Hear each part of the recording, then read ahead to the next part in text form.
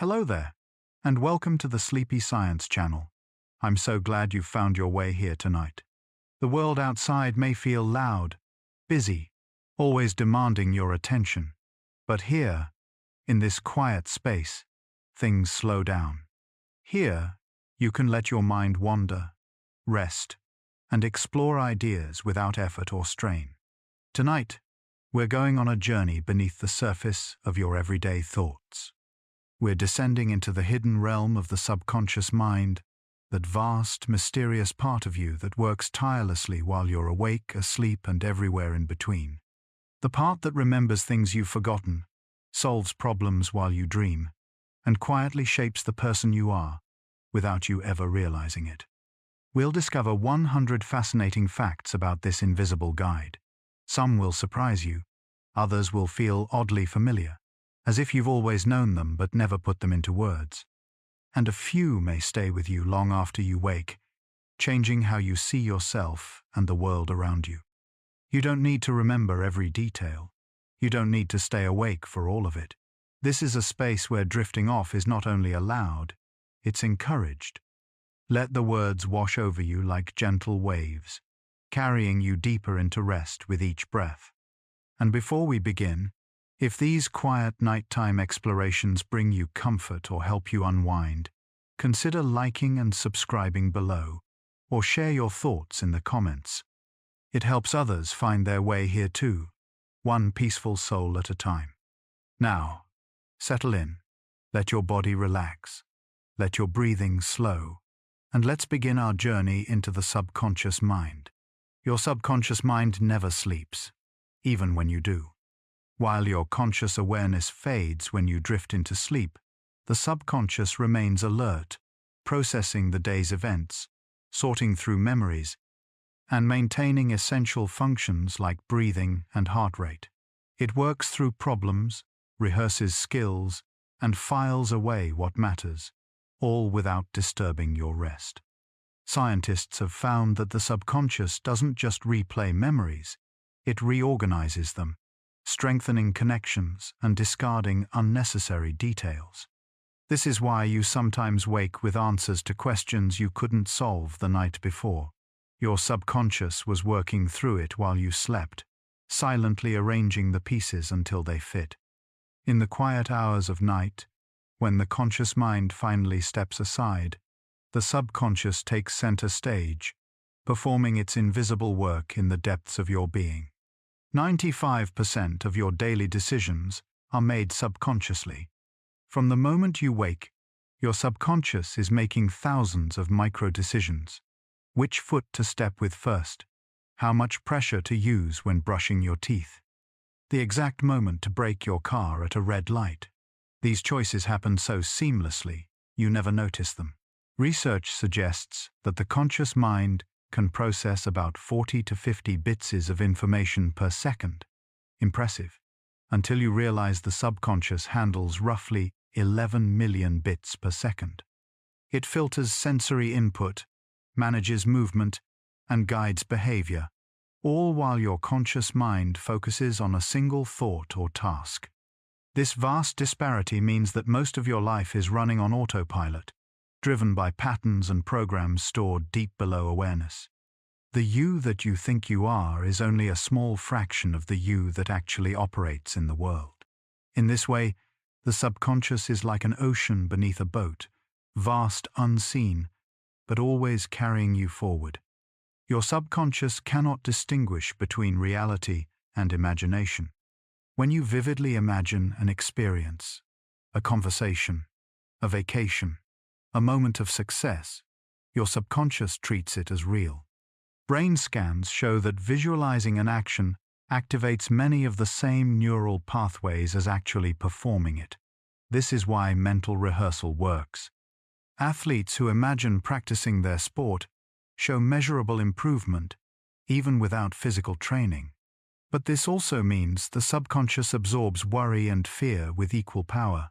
When you replay anxious scenarios in your mind, your body responds as if they're happening. Your heart rate increases. Stress hormones are released. The boundary between thought and reality blurs. This duality is both a gift and a challenge. It means you can shape your inner world through intentional imagination, training your subconscious to expect success, calm, and confidence. But it also requires care, because the stories you tell yourself, whether true or not, become the foundation of how you feel and act. The subconscious believes what you show it, again and again, until it becomes your truth. Repetition is the language of the subconscious mind. Unlike the conscious mind, which learns through logic and reasoning, the subconscious learns through repetition. A single affirmation, spoken once, has little power. But the same phrase, repeated daily for weeks, can rewire deeply held beliefs. This is why habits are so difficult to break. Each time you perform an action, checking your phone, biting your nails, reaching for a snack when stressed, you reinforce a neural pathway in the subconscious. Over time, that pathway becomes a highway, and the behavior becomes automatic. But repetition works both ways. New behaviors, practiced consistently, can overwrite old ones. The subconscious doesn't judge whether a habit is good or bad. It simply follows the patterns you feed it most often. Change, then, is not about willpower or a single decision. It's about patient, steady repetition, until the new way becomes as automatic as the old. Like water slowly shaping stone, repetition carves new pathways into the depths of your mind. Your subconscious stores every experience you've ever had. Nothing is truly forgotten. Every sight, sound, smell, and sensation you've encountered is filed away somewhere in the vast archives of your subconscious. Most of it remains inaccessible to conscious recall, buried beneath years of newer memories, but it's still there, influencing your thoughts, emotions, and reactions in ways you don't recognize. Hypnosis and certain therapeutic techniques can sometimes retrieve these buried memories, bringing forward details from childhood or even infancy. In some cases, people have recalled conversations, word for word, or described rooms they haven't thought about in decades, with startling accuracy. But even when you can't consciously access these memories, they shape you. A scent from your past might trigger an emotion you can't explain. A tone of voice might make you feel inexplicably uneasy. These are echoes from the subconscious, rising to the surface like whispers from a hidden chamber. Your life is not a collection of isolated moments. It's a continuous thread, woven together in the subconscious, connecting who you were to who you are now. The subconscious mind is always listening to your internal dialogue.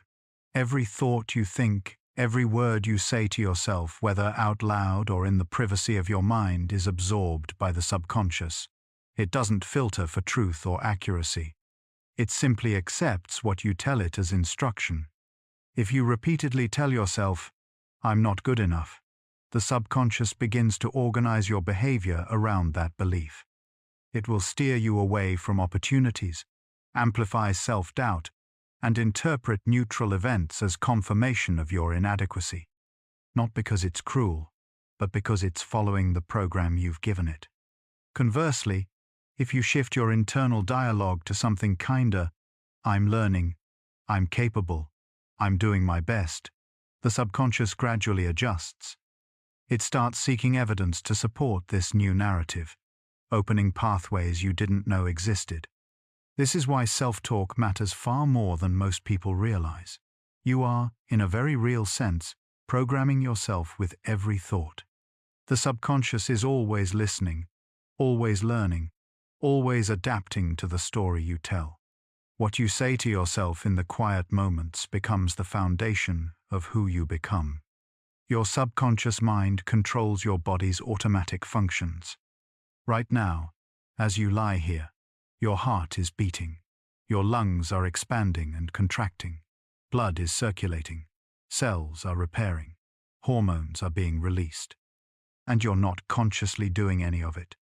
The subconscious manages the autonomic nervous system, the part of your body that runs without your awareness or effort. It regulates body temperature, digestion, immune responses, and countless other processes that keep you alive. If these functions required conscious attention, you wouldn't be able to think about anything else. But the subconscious doesn't just maintain these systems, it also responds to your mental and emotional state.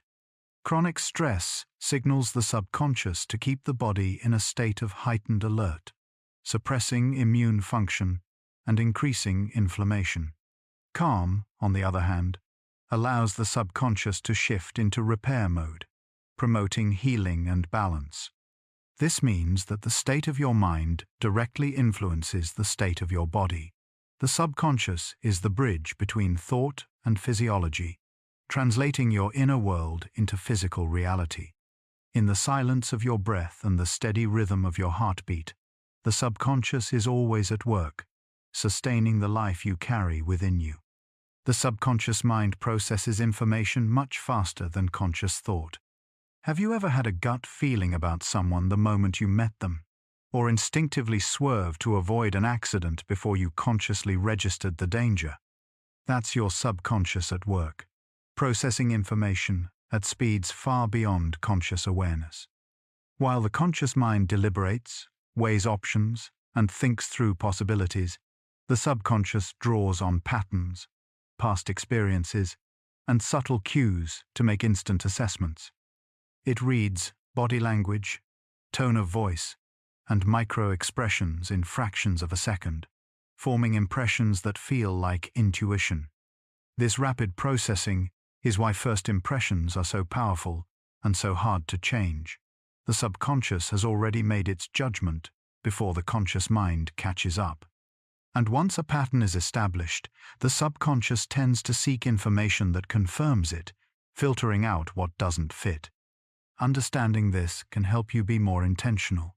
When you pause and question your immediate reactions, you give the conscious mind a chance to examine what the subconscious has already decided.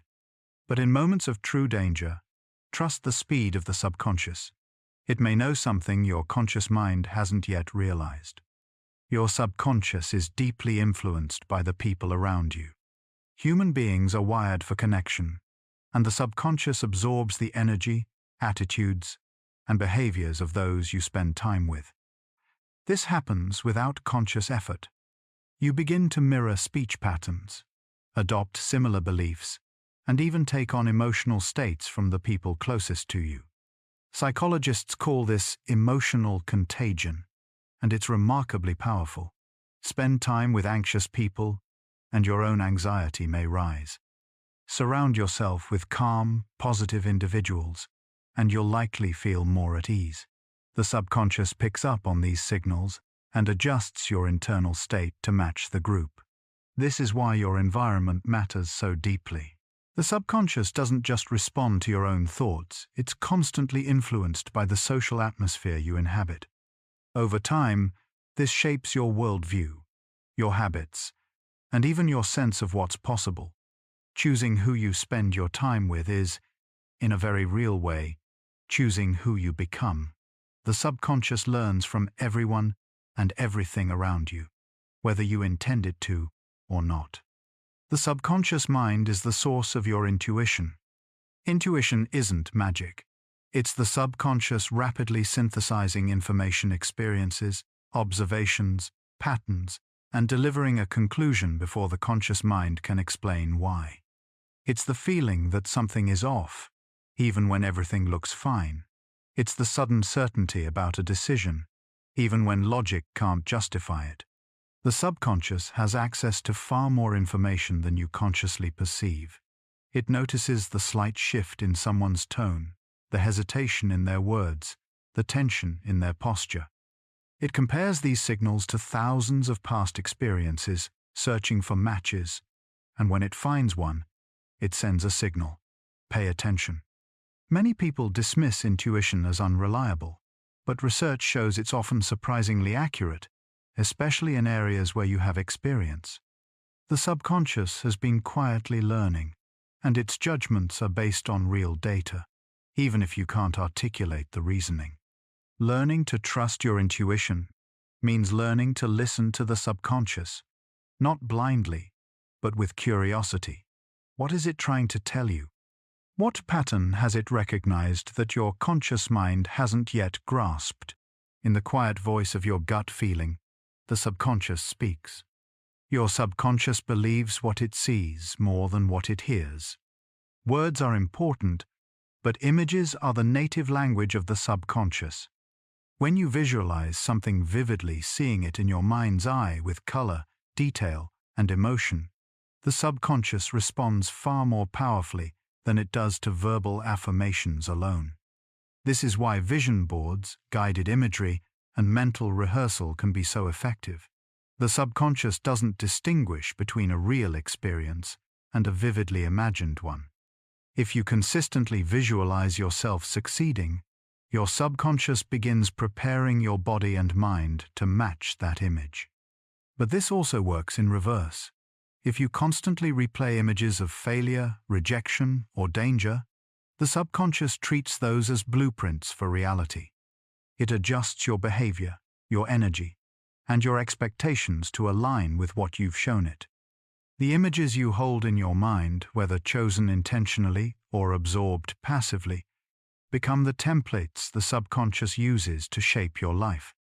What you see, again and again, becomes what you seek. The subconscious mind is more active during sleep than waking hours. While you sleep, the conscious mind rests, but the subconscious enters its most productive phase. This is when it processes emotions, consolidates memories, and works through unresolved problems. Dreams are a window into this activity, a symbolic, often surreal expression of what the subconscious is sorting through. During REM sleep, the brain's emotional centers become highly active, while areas responsible for logical reasoning quiet down. This allows the subconscious to make connections it wouldn't make during waking hours, blending memories, feelings, and ideas in unexpected ways. This is why you sometimes wake with solutions to problems that seemed impossible the night before. Sleep isn't just rest. It's the time when the subconscious does its deepest work, cleaning, organizing, and preparing you for the day ahead. Deprive yourself of sleep, and you deprive the subconscious of its essential maintenance time. The result is a mind that struggles to function, emotions that feel unmanageable, and a body that can't fully heal. In the quiet of sleep, the subconscious restores you. Your subconscious mind can be reprogrammed at any age.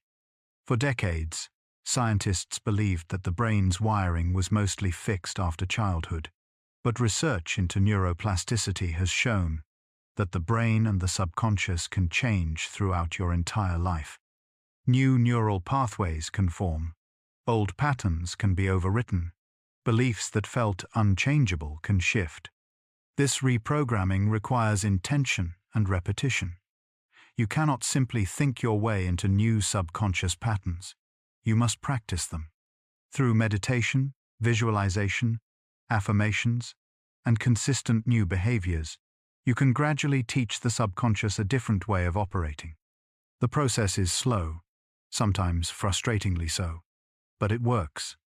People have overcome lifelong fears, changed deeply ingrained habits, and reshaped their sense of self, all by working patiently with the subconscious mind. You are not locked into who you've been. The subconscious is malleable, adaptive, and always learning. At any age, in any circumstance, change is possible. The person you are today is not the only person you can become. The subconscious mind responds strongly to emotion. Logic and reason belong to the conscious mind, but the subconscious is driven by feeling. A dry, emotionless affirmation may pass through without effect, but the same statement paired with genuine emotion, joy, relief, gratitude sinks deep into the subconscious and begins to reshape your internal landscape. This is why traumatic events have such lasting impact. The intense emotion accompanying them burns the memory into the subconscious, where it continues to influence behavior long after the event has passed. The subconscious doesn't just remember what happened, it remembers how it felt, and it organizes future responses to avoid feeling that way again. But emotion can also be a tool for positive change. When you pair new beliefs with strong positive feelings, the subconscious accepts them more readily. Visualization becomes more powerful when you feel the joy of success. Affirmations take root when spoken with conviction and warmth. The subconscious doesn't care about facts. It cares about how things feel, and in feeling, it finds its truth. Your subconscious mind seeks patterns in everything. The human brain is a pattern recognition machine, and the subconscious is constantly searching for connections, repetitions, and familiar structures. This helps you make sense of a chaotic world. It allows you to walk into a new room and immediately know where to look for a light switch, or to predict what someone will say next based on their tone. But pattern seeking can also lead you astray. The subconscious sometimes sees patterns where none exist, creating superstitions, false correlations, and biases. If something bad happened on a Tuesday, the subconscious might begin treating Tuesdays with caution, even though the day itself had nothing to do with the event. This tendency is neither good nor bad. It simply is. The subconscious is trying to keep you safe by learning from experience. But recognizing this tendency can help you question whether the patterns you've perceived are real or illusions created by a mind desperate to make sense of randomness. Not every connection is meaningful. Not every repetition holds a lesson. Sometimes, the pattern is just noise. The subconscious mind stores habits in autopilot mode. Habits are the subconscious's way of conserving energy. By automating repeated behaviors, it frees up the conscious mind to focus on new or complex tasks. This is why you can drive home from work without remembering the journey. The subconscious handled the route, the turns, the braking, all without bothering your conscious awareness. But this efficiency comes at a cost. Once a habit is established, it becomes remarkably difficult to change because the subconscious resists disrupting what works. Even if the habit is harmful, the subconscious will continue executing it simply because it's familiar. Breaking a habit requires more than willpower. It requires creating a new routine that the subconscious can adopt, and then repeating it until the new pattern becomes just as automatic as the old one. This is why replacing a bad habit is often easier than simply stopping it. You're giving the subconscious something new to latch onto. In time, the subconscious lets go of the old and embraces the new. But until then, patience and repetition are essential. Your subconscious mind can heal your body. The placebo effect is one of the clearest demonstrations of the subconscious's power over physical health. When people believe they're receiving treatment, even if it's just a sugar pill, their symptoms often improve. Brain scans show real changes. Pain centers quiet down, immune markers shift, inflammation decreases. This isn't just in your head in the dismissive sense. It's the subconscious directly influencing physiological processes. When the subconscious believes healing is happening, it mobilizes the body's natural repair systems to make it so. The reverse is also true. Chronic stress, fear, and negative beliefs can weaken immune function, increase inflammation, and slow recovery. The subconscious interprets these mental states as signals of danger, keeping the body in a state of high alert that, over time, becomes harmful. This doesn't mean you can think away serious illness, but it does mean the subconscious plays a significant role in how your body responds to treatment, stress, and injury. Belief, hope, and a sense of safety can be powerful medicine. The mind and body are not separate. They are partners, communicating constantly through the subconscious. The subconscious mind resists sudden change.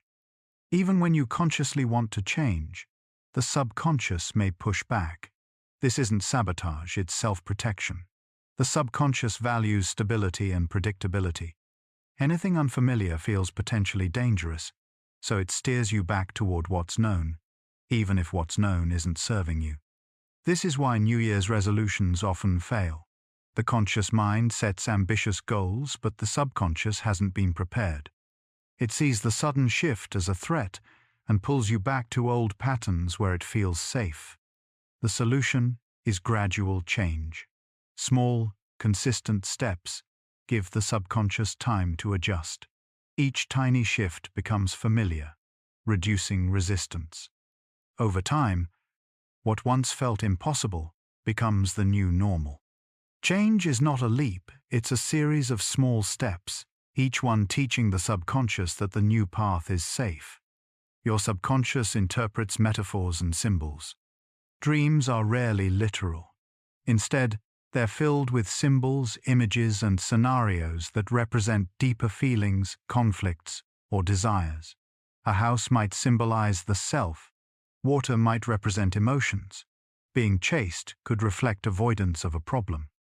The subconscious communicates through this symbolic language because it doesn't think in words. It thinks in images, sensations, and associations. This is why storytelling, metaphor, and myth resonate so deeply they speak directly to the subconscious in its native tongue. Therapists often use metaphor to work with the subconscious, bypassing conscious resistance. A story about a tree weathering a storm might help someone feel more resilient, even if they don't consciously connect the metaphor to their own life. When you engage with stories, art, or symbolism, you're engaging with the subconscious. And in that engagement, transformation can happen in ways that logic alone could never achieve. The subconscious speaks in symbols, and in symbols, it hears you. The subconscious mind holds your core beliefs. Somewhere deep within you, there's a set of beliefs about who you are, what you're capable of, and how the world works. You may not consciously think about them, but they guide nearly every choice you make. These core beliefs were formed early in life, often before you had the ability to question them. Messages from parents, teachers, and peers were absorbed into the subconscious, shaping your self-concept. If you were told you were smart, kind, or capable, the subconscious accepted it. If you were criticized, dismissed, or compared unfavorably to others, it accepted that too. The challenge is that these beliefs operate invisibly. You don't wake up thinking, "Today I will act as if I'm unworthy." But if that belief lives in your subconscious, it will steer your behavior, causing you to shrink from opportunities, apologize unnecessarily, or settle for less than you deserve. Changing core beliefs is possible, but it requires bringing them into conscious awareness first. Only then can you examine them, challenge them, and begin replacing them with something truer. The subconscious holds the stories you've believed about yourself. But those stories can be rewritten. Your subconscious mind influences your posture and body language. The way you hold your body isn't just physical. It's a reflection of your internal state, orchestrated by the subconscious. When you feel confident, the subconscious signals your body to stand tall, shoulders back, head up. When you feel defeated, it pulls your posture inward, collapsing your chest and lowering your gaze. But this relationship works in both directions. Changing your posture can influence your emotional state. Stand tall even when you don't feel confident, and the subconscious begins to interpret the body's signals as evidence of strength. Over time, the feeling follows the form. This is why power poses standing in expansive, open positions can temporarily boost confidence and reduce stress. The subconscious reads the body's language and adjusts your internal chemistry to match. Your body is constantly communicating with your subconscious, and your subconscious is constantly responding. The conversation is always happening, whether you're aware of it or not. The subconscious mind filters your perception of reality. You don't see the world as it is. You see it through the filter of your beliefs, expectations, and past experiences, all managed by the subconscious. This filter determines what you notice and what you ignore, shaping your reality in profound ways. If you believe the world is dangerous, your subconscious will scan for threats, amplifying signs of risk, and downplaying evidence of safety. If you believe people are generally kind, it will highlight friendly gestures and overlook rudeness. This selective attention is called confirmation bias, and it operates entirely below conscious awareness. The subconscious seeks information that validates what it already believes, creating a feedback loop that reinforces your worldview. Breaking free from limiting filters requires conscious effort. You must deliberately look for evidence that contradicts your assumptions, training the subconscious to broaden its focus. The world you experience is not objective. It's a creation of your subconscious, filtered through the lens of belief. Your subconscious mind can detect lies. Even when you don't consciously realize someone is lying, your subconscious often picks up on subtle cues, micro-expressions, shifts in tone, inconsistencies in body language. This is why you sometimes feel uneasy around someone without knowing why. Your subconscious has detected a mismatch between their words and their behavior. These signals are processed so quickly that they rarely reach conscious awareness. Instead, they manifest as intuition, a gut feeling that something is off. Research shows that people can often sense deception at rates better than chance, even when they can't explain how they know. But the subconscious can also be fooled. Skilled liars who control their body language can bypass these detection systems, and anxious people may trigger false alarms even when telling the truth. Still, it's worth listening to that quiet sense of unease. Your subconscious may have noticed something your conscious mind missed. The subconscious mind craves safety above all else. At its core, the subconscious is designed for one thing: survival. Every decision it makes, every habit it forms, every belief it holds, is aimed at keeping you safe. This worked well when survival meant avoiding predators and finding food. But in modern life, the subconscious sometimes mistakes emotional discomfort for physical danger. This is why stepping outside your comfort zone feels so difficult. The subconscious perceives the unknown as a threat and activates stress responses to pull you back to safety, even when safety means staying stuck in an unfulfilling job, a toxic relationship, or a limited version of yourself. Understanding this can help you be more compassionate with yourself when change feels hard. You're not weak or broken. You're simply working against a system designed to prioritize safety over growth. But growth requires risk, and teaching the subconscious that the new path is safe through small, repeated exposure is how you expand what's possible.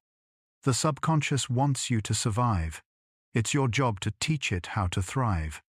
Your subconscious mind is shaped by your first 7 years of life. The most formative period for subconscious programming occurs in early childhood, roughly from birth to age 7. During this time, the brain operates primarily in theta and delta brainwave states, the same states associated with deep relaxation and hypnosis in adults. In these states, children absorb information directly into the subconscious, without the filtering and critical thinking of the conscious mind. They learn language, social norms, and emotional patterns simply by observing and experiencing. Every interaction with caregivers, every emotional tone in the home, every message about worthiness and belonging is recorded.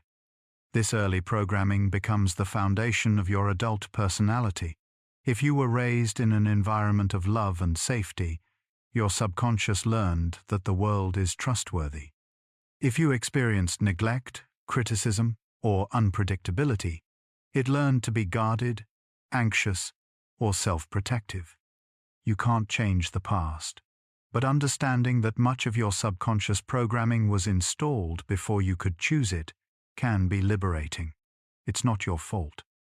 And more importantly, it can be changed. The child within still shapes the adult you are, but the adult can choose to parent that child differently now. The subconscious mind doesn't understand negation. Tell yourself, "Don't think about a pink elephant," and the first thing your subconscious does is imagine a pink elephant. This is because the subconscious processes images and concepts, not the grammatical structure of sentences. It hears pink elephant and creates the image, ignoring the don't. This has profound implications for self-talk. If you constantly say, "I don't want to fail," the subconscious focuses on fail, reinforcing the fear rather than dispelling it.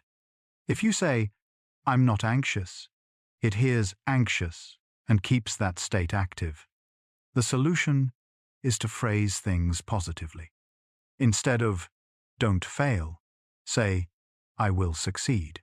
Instead of "I'm not anxious," say "I am calm." The subconscious then focuses on the desired state, moving toward it rather than away from the unwanted one. Your words matter. But the subconscious listens not to what you're trying to avoid, but to what you're pointing toward. Choose your words carefully. Point toward what you want, not away from what you fear. Your subconscious mind can read social cues in milliseconds. Within a fraction of a second of meeting someone, your subconscious has already made judgments about their trustworthiness, confidence, and intentions. It reads micro-expressions, tiny, involuntary facial movements that reveal true emotions and processes, tone of voice, posture, and proximity.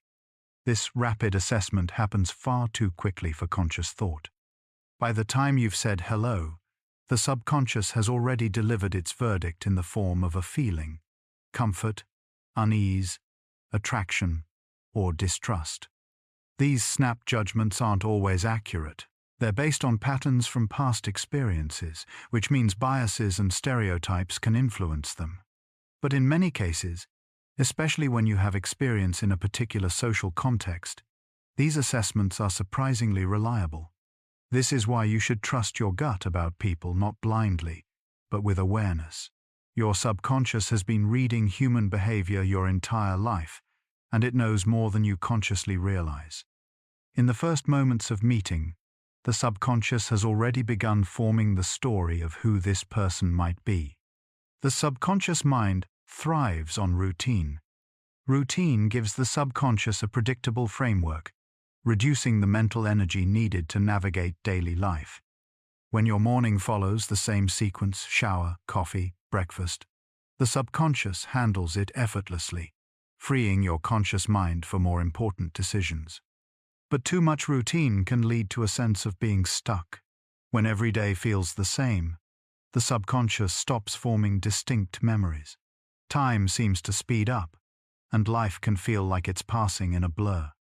The balance is to maintain foundational routines that support well-being, sleep, meals, exercise, while introducing novelty in other areas. New experiences force the subconscious to pay attention, creating richer memories and a sense of time expanding. Routine is the subconscious's comfort zone. Novelty is its growth zone. Both are needed for a life that feels both stable and alive. Your subconscious mind learns from failure more than success. Mistakes leave a deeper imprint on the subconscious than victories.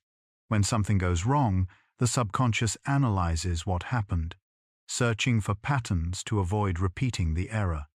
This negative bias helped our ancestors survive. Remembering where the predator attacked was more important than remembering where they found berries. But in modern life, this bias can become a burden. The subconscious may fixate on failures, reinforcing feelings of inadequacy and fear. One rejection can outweigh 10 acceptances. One criticism can overshadow countless compliments.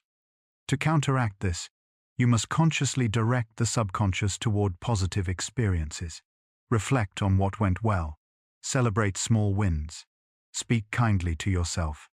Over time, these practices can rebalance the subconscious's natural negativity bias. Failure is a teacher, yes, but so is success, and the subconscious needs reminders to learn from both. The subconscious mind can be accessed through meditation.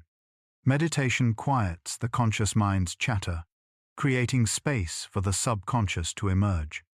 In deep meditative states, thoughts slow, distractions fade, and the boundaries between conscious and subconscious blur. This is when insights arise, sudden understanding of patterns you've been living but never recognized, answers to questions you've been carrying, clarity that seemed impossible moments before. In deep meditative states, thoughts slow, distractions fade, and the boundaries between conscious and subconscious blur. This is when insights arise, sudden understanding of patterns you've been living but never recognized, answers to questions you've been carrying, clarity that seemed impossible moments before. Regular meditation also creates new neural pathways, strengthening the connection between your conscious awareness and the subconscious realm. Over time, you become more attuned to the subtle signals the subconscious sends, the quiet knowing, the gentle warnings, the creative impulses that bubble up when the mind is still. You don't need hours of practice. Even 10 minutes of focused breathing can create a doorway. The key is consistency, teaching the subconscious that this quiet space is safe, that it's allowed to surface and be heard. In the stillness of meditation, the subconscious speaks more clearly than it ever can in the noise of daily life. Your subconscious mind holds your deepest fears. Fear doesn't live in the rational part of your mind. It lives in the subconscious, where it was planted sometimes by real danger, sometimes by imagined threats, sometimes by stories you were told so young you can't remember hearing them. These fears shape your life in invisible ways. They make you avoid certain conversations, pass up opportunities, or create elaborate justifications for staying small. The subconscious believes it's protecting you by keeping you away from what it has labeled as dangerous, even when that danger is simply the possibility of rejection, failure, or change. Facing these fears requires bringing them into conscious awareness. Often, simply naming the fear, saying it out loud, or writing it down reduces its power. The subconscious thrives in darkness. When light is shone on what it's been holding, the fear often reveals itself as less monstrous than it seemed. Your deepest fears are not your enemies. They're just old protections that no longer serve you, waiting to be gently released. The subconscious mind can be influenced by music. Music bypasses the logical brain and speaks directly to the subconscious through emotion, rhythm, and memory. A song from your past can instantly transport you to a specific moment, complete with the feelings you had then. This is because music activates multiple brain regions at once, creating powerful associations that the subconscious stores and retrieves. But music doesn't just trigger memories, it can also shape your present state. Uplifting music can shift the subconscious toward optimism and energy. Calming music can signal safety, allowing the nervous system to relax. Even your choice of music can reveal what your subconscious is seeking: comfort, motivation, release. This is why people instinctively reach for certain songs when they're sad, anxious, or celebrating. The subconscious knows what it needs, and music provides it in a way that words alone cannot. In melody and rhythm, the subconscious finds a language older than speech. Your subconscious mind is more suggestible at certain times. There are moments when the gateway to the subconscious opens wider, times when it's more receptive to new information and less defended by conscious skepticism. The minutes just before sleep and just after waking are particularly powerful. In these hypnagogic and hypnopompic states, the brain shifts between frequencies, creating a window where suggestions can slip past the conscious gatekeeper. This is why bedtime affirmations and morning intentions can be so effective. The subconscious is in a receptive state, absorbing what it's given without the usual resistance. It's also why traumatic events that occur during these transitional times can leave particularly deep imprints. Understanding this gives you a tool. The thoughts, images, and words you choose to expose yourself to in these liminal moments will be absorbed more deeply than at any other time. Use them wisely. What you plant in the subconscious before sleep becomes the seed for tomorrow's growth. The subconscious mind can change your perception of pain. Pain is not purely physical, it's also deeply psychological.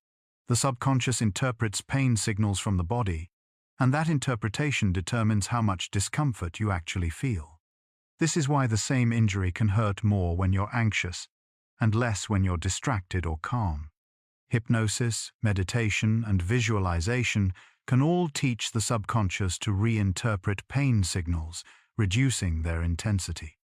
People have undergone dental work, childbirth, and even surgery using these techniques with little or no anesthesia. The pain signals still reach the brain, but the subconscious processes them differently, filtering out the suffering. This doesn't mean pain is imaginary, but it does mean that your relationship with pain is more flexible than you might think. The subconscious can learn to hold discomfort with less fear, less resistance, and in doing so, reduce the pain itself. Between the sensation and the suffering, the subconscious builds a bridge, and that bridge can be reshaped. Your subconscious mind creates your comfort zone.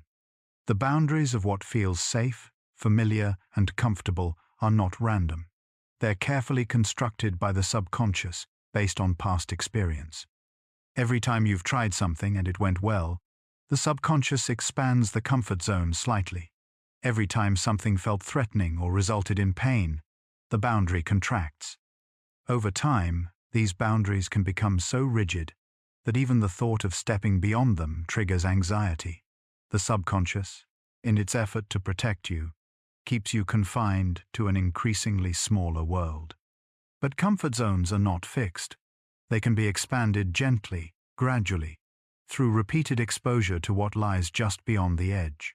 Each small step teaches the subconscious that the new territory is safe. Over time, what once felt impossible becomes familiar, and the boundaries shift outward.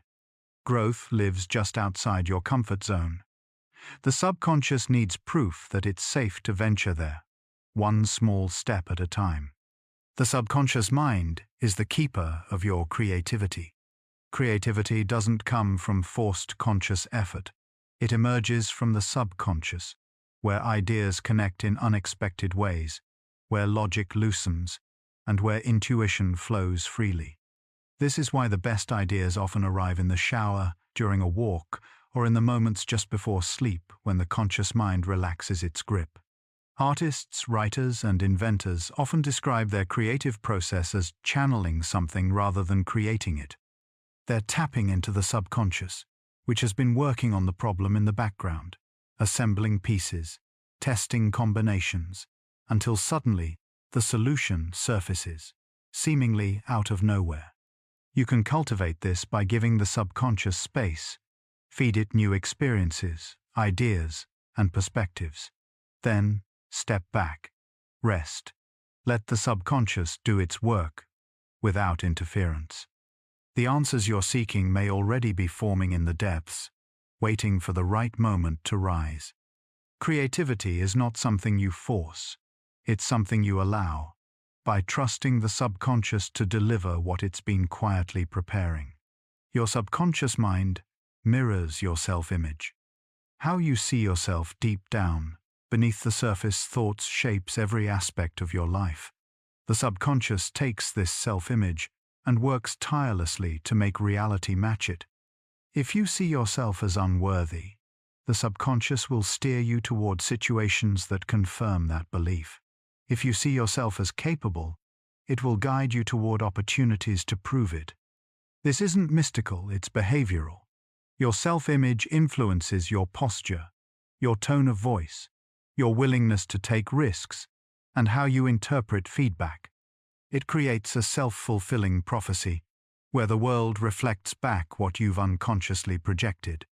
Changing your external circumstances often requires changing your internal self-image first. The subconscious needs a new blueprint. Through visualization, affirmations, and new experiences that contradict the old story, you can gradually reshape how you see yourself. What the subconscious believes about you, it will create. Choose the image carefully. The subconscious mind can sense danger before you're consciously aware. Have you ever felt a sudden urge to cross the street, only to see a car run a red light moments later? Or felt inexplicably uneasy in a situation that looked perfectly safe, only to discover later your instinct was right? This is the subconscious, detecting subtle cues, changes in sound patterns, peripheral movement, shifts in energy that signal potential danger. These warnings arrive as gut feelings, sudden impulses, or unexplained anxiety. The conscious mind hasn't had time to process the information, but the subconscious has already identified the threat and sent an alarm. Throughout human history, this early warning system saved lives. Those who listened to it survived, those who ignored it didn't. In modern life, we often dismiss these instincts as irrational or paranoid, but they're worth paying attention to. The subconscious is faster than thought. When it whispers, "Danger, listen first, question later," your subconscious mind absorbs information while you sleep. Sleep learning, playing recordings of information while you sleep, has been tested extensively. While you can't learn entirely new material in deep sleep, studies show the subconscious can reinforce what you've already learned while awake. During certain sleep stages, especially light sleep, the brain remains responsive to external stimuli. More importantly, the subconscious actively consolidates learning during sleep. It replays memories from the day, strengthening neural connections and integrating new information with existing knowledge. This is why studying before sleep and reviewing material in the morning can be so effective. You're giving the subconscious optimal conditions to do its work. What you expose yourself to before sleep matters. The last thoughts, images, and emotions of the day become the raw material the subconscious processes through the night. Sleep is not downtime. It's when the subconscious transforms information into wisdom. The subconscious mind can hold conflicting beliefs simultaneously. Part of you may believe you're worthy of love, while another part believes you're unlovable. The subconscious doesn't resolve these contradictions the way the conscious mind tries to.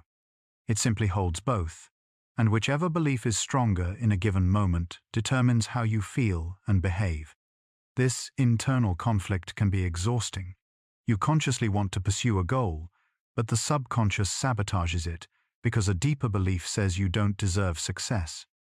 You tell yourself you're confident, but the subconscious remembers every criticism you've ever received and whispers doubt. Healing these conflicts requires acknowledging both parts.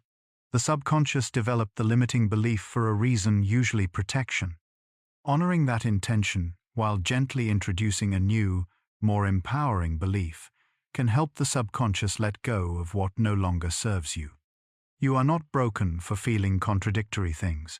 You're human, and the subconscious is complex enough to hold it all. Your subconscious mind records everything, but recalls selectively.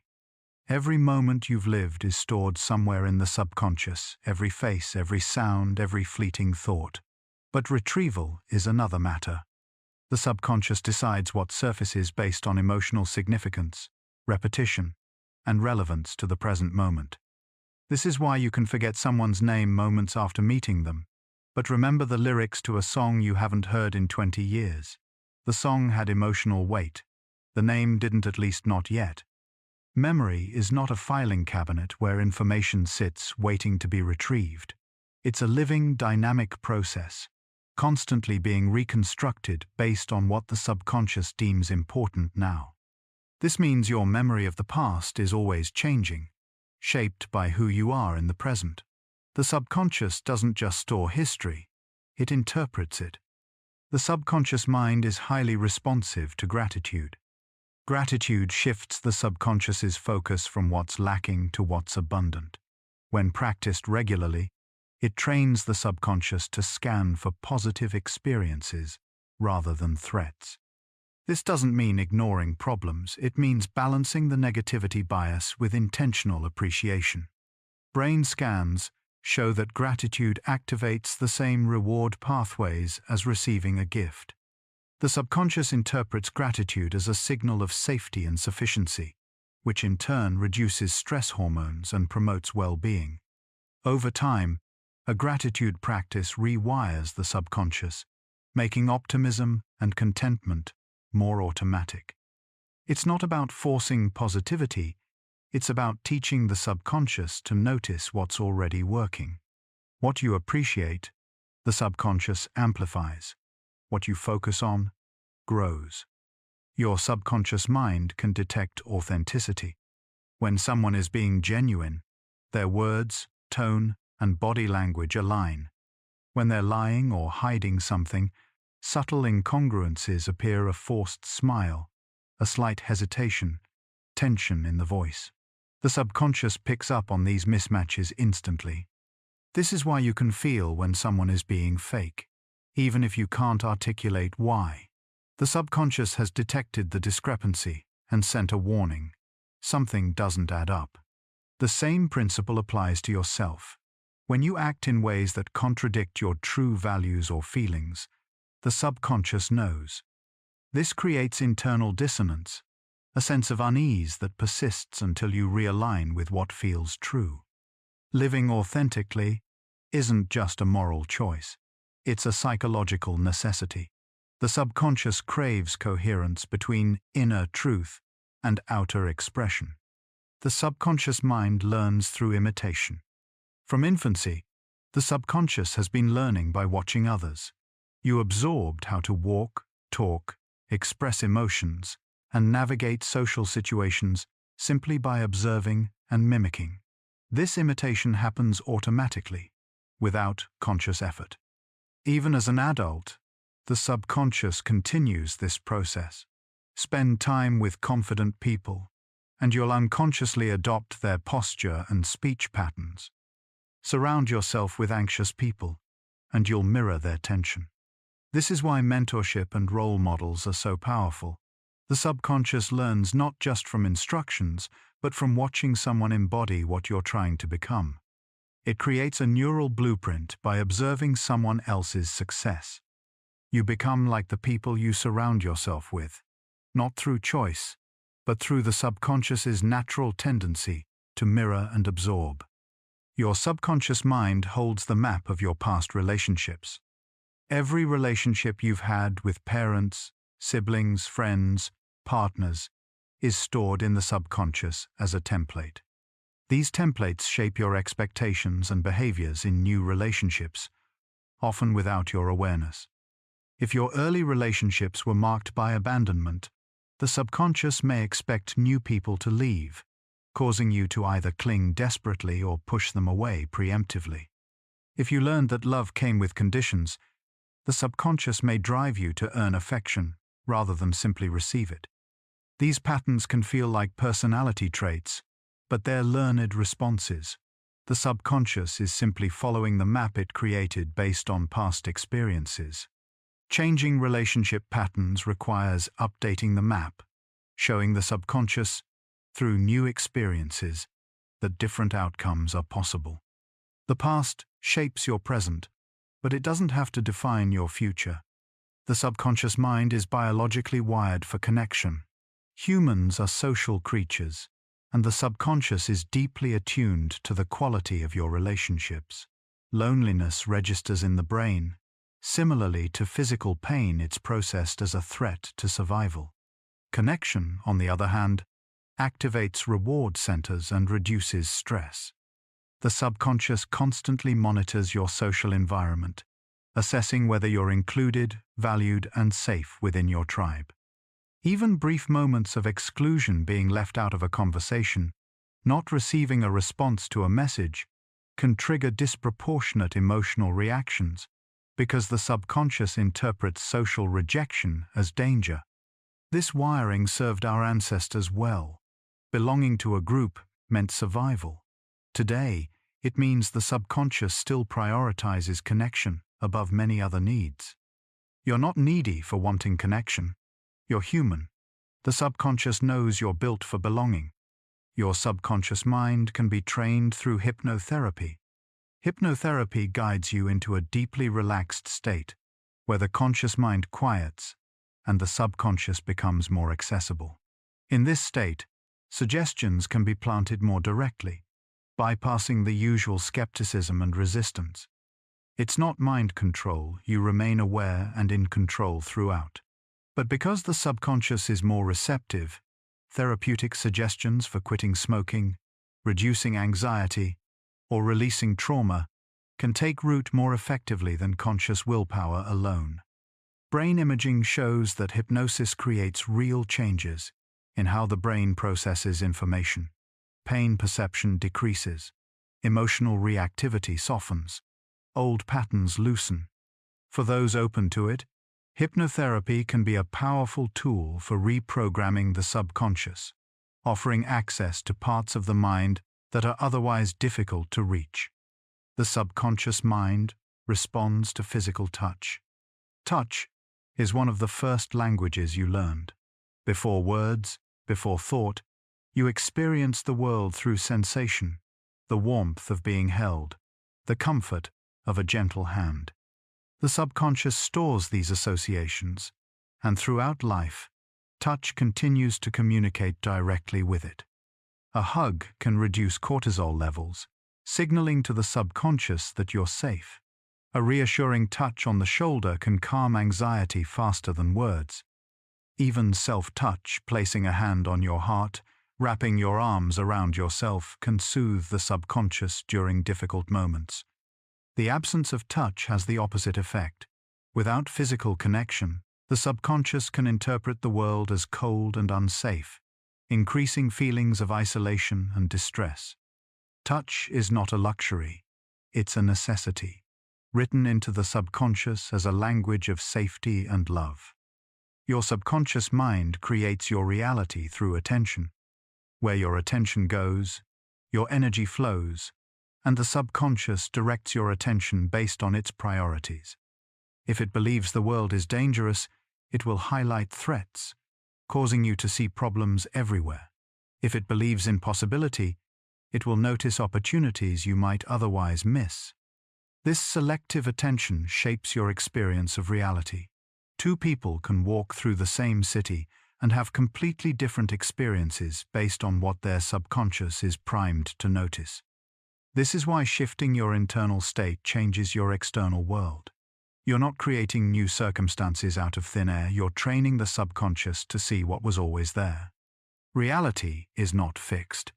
It's filtered through the subconscious, which chooses what to show you based on what it believes you need to see. The subconscious mind is your body's pharmacy. In response to thoughts, beliefs, and emotions, the subconscious triggers the release of hormones and neurotransmitters that affect your entire body. When you feel loved, oxytocin flows. When you feel accomplished, dopamine is released. When you're stressed, cortisol floods your system. This means your mental and emotional state directly influences your physical health. Chronic negative thinking keeps the body in a state of stress, suppressing immune function and promoting inflammation. Positive emotions, on the other hand, support healing and resilience. The subconscious doesn't just respond to physical threats, it responds to perceived threats, including worries, fears, and beliefs. This is why changing your mindset can literally change your biochemistry. You have more control over your body's chemistry than you realize. The subconscious holds the prescription pad. Your subconscious mind is always seeking homeostasis. The subconscious wants balance, a steady, predictable internal state. When something disrupts that balance, whether a new habit, a sudden change, or an unfamiliar emotion, the subconscious works to restore equilibrium, even if the old normal wasn't healthy. This is why change feels uncomfortable. The subconscious perceives the disruption and activates resistance to pull you back to what's familiar. This isn't personal failure, it's biology. Creating lasting change requires establishing a new baseline. Small, consistent actions teach the subconscious that the new state is the new normal. Over time, it stops resisting and begins defending the new pattern instead. The subconscious doesn't want you to stay stuck. It just wants stability. Show it that the new way is stable, and it will protect that too. The subconscious mind stores trauma as protection. When something overwhelmingly painful happens, the subconscious doesn't just record it, it builds defenses around it. These defenses might show up as avoidance, numbing, hypervigilance, or emotional walls. The subconscious is trying to ensure you never experience that pain again. But these protections often outlive their usefulness. What kept you safe as a child may now keep you isolated as an adult. What helped you survive a betrayal may now prevent you from trusting anyone. Healing trauma doesn't mean forgetting it. It means helping the subconscious understand that the danger has passed, that the defenses can soften, that it's safe to feel again. This process takes time, patience, and often professional support, but it's possible. The subconscious can learn that survival and openness are not mutually exclusive. Your subconscious mind is always communicating with you through sensations, emotions, dreams, and intuitions. The subconscious sends constant messages, a tightness in your chest, a recurring dream, a persistent feeling of unease. These aren't random, they're information. Most people ignore these signals, dismissing them as anxiety, stress, or overthinking. But the subconscious is trying to tell you something. Slow down, pay attention, change course, rest, speak up. Learning to listen to the subconscious means tuning into your body and emotions with curiosity rather than judgment. What is this feeling trying to tell me? What does this dream mean? Why do I keep thinking about this? The subconscious doesn't speak in words. It speaks in sensations, symbols, and quiet knowing. But once you learn its language, you gain access to a deeper wisdom that the conscious mind alone cannot provide. The subconscious mind can be overwhelmed by information overload. In the modern world, the subconscious is bombarded with more information than it was designed to handle. Constant notifications, endless media consumption, and the pressure to process it all can overload its capacity to filter, prioritize, and integrate. When overwhelmed, the subconscious struggles to do its essential work, processing emotions, consolidating memories, maintaining health. The result is brain fog, decision fatigue, and a pervasive sense of exhaustion that sleep doesn't seem to fix. The solution is simplification. Reduce inputs, create space for silence and boredom. Allow the subconscious time to catch up, to sort through what it's holding, and to restore itself. The subconscious needs rest, just as the body does. Without it, everything begins to break down. Your subconscious mind is shaped by language. The words you use both internally and externally program the subconscious. If you repeatedly say, "I'm so stupid," the subconscious internalizes that as truth. If you say, "I'm learning," it adopts a growth mindset instead. Language doesn't just describe reality, it creates it. The subconscious uses your words as instructions for how to interpret experiences and what to expect from the future.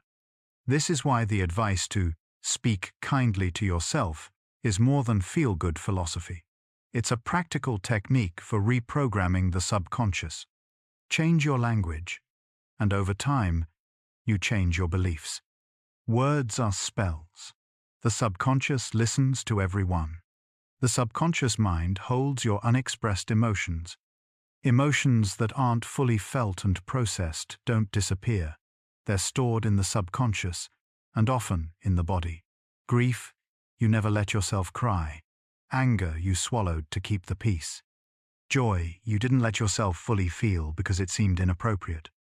These unexpressed emotions can surface years later, triggered by something unrelated, or they may never surface consciously at all, instead manifesting as chronic tension, illness, or emotional numbness. The subconscious wants to release what it's holding, but it needs permission. This is why practices like journaling, therapy, and somatic work can be so transformative. They create space for the subconscious to finally let go of what it's been carrying. What you don't express, you store.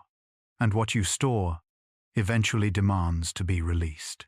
Your subconscious mind doesn't understand time. To the subconscious, past, present, and future blur together. A trauma from 20 years ago can feel as immediate as if it happened yesterday. A future event you're anxious about can trigger the same physical response as if it's happening now.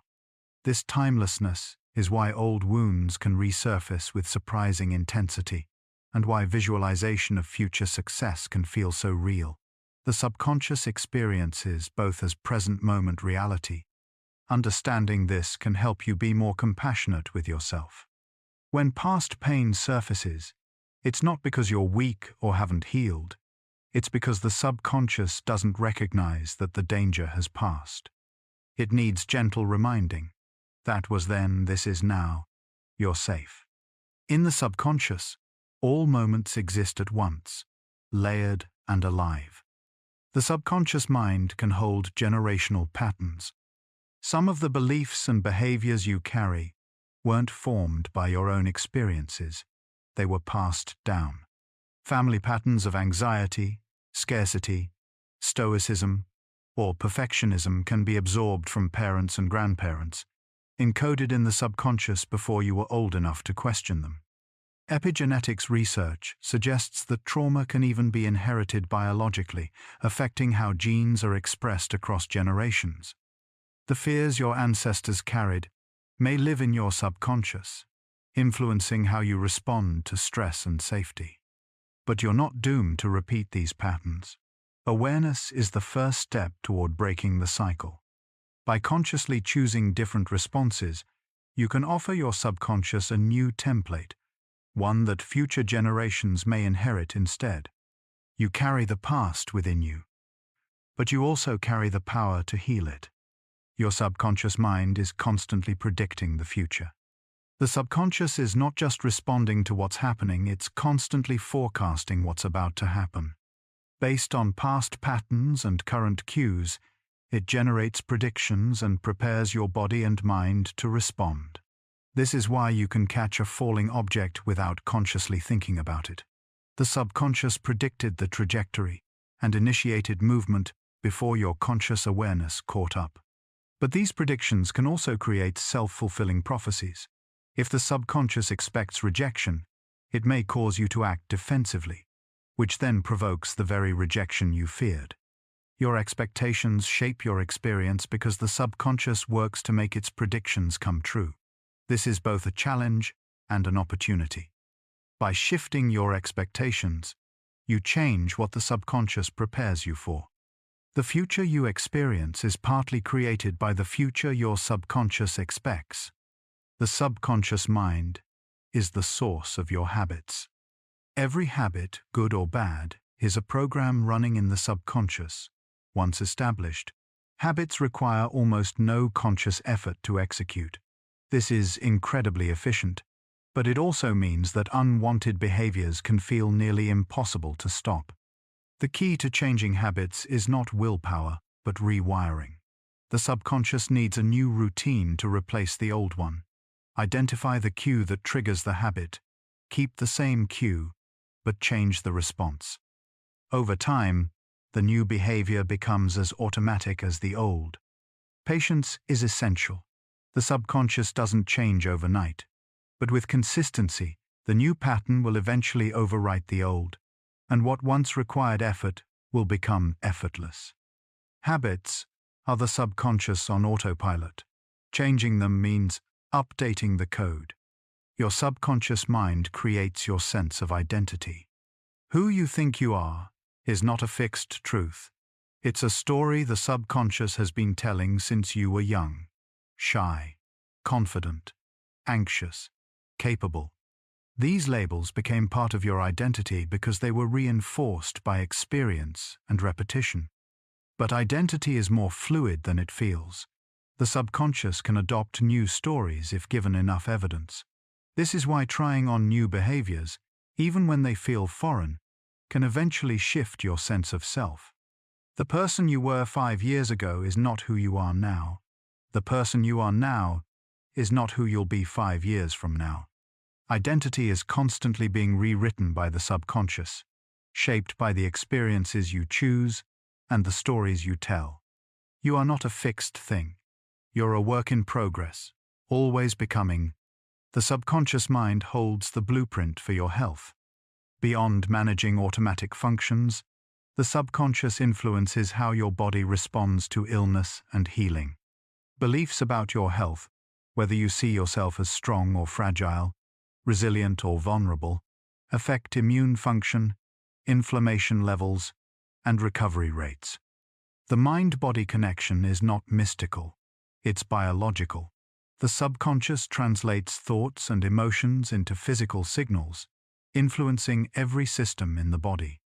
This doesn't mean you can think your way out of serious illness, but it does mean that cultivating a sense of safety, hope, and self-compassion supports the body's natural capacity to heal. The subconscious is not just in your head, it's in every cell, whispering instructions about how to respond to the world. Your subconscious mind thrives on clarity.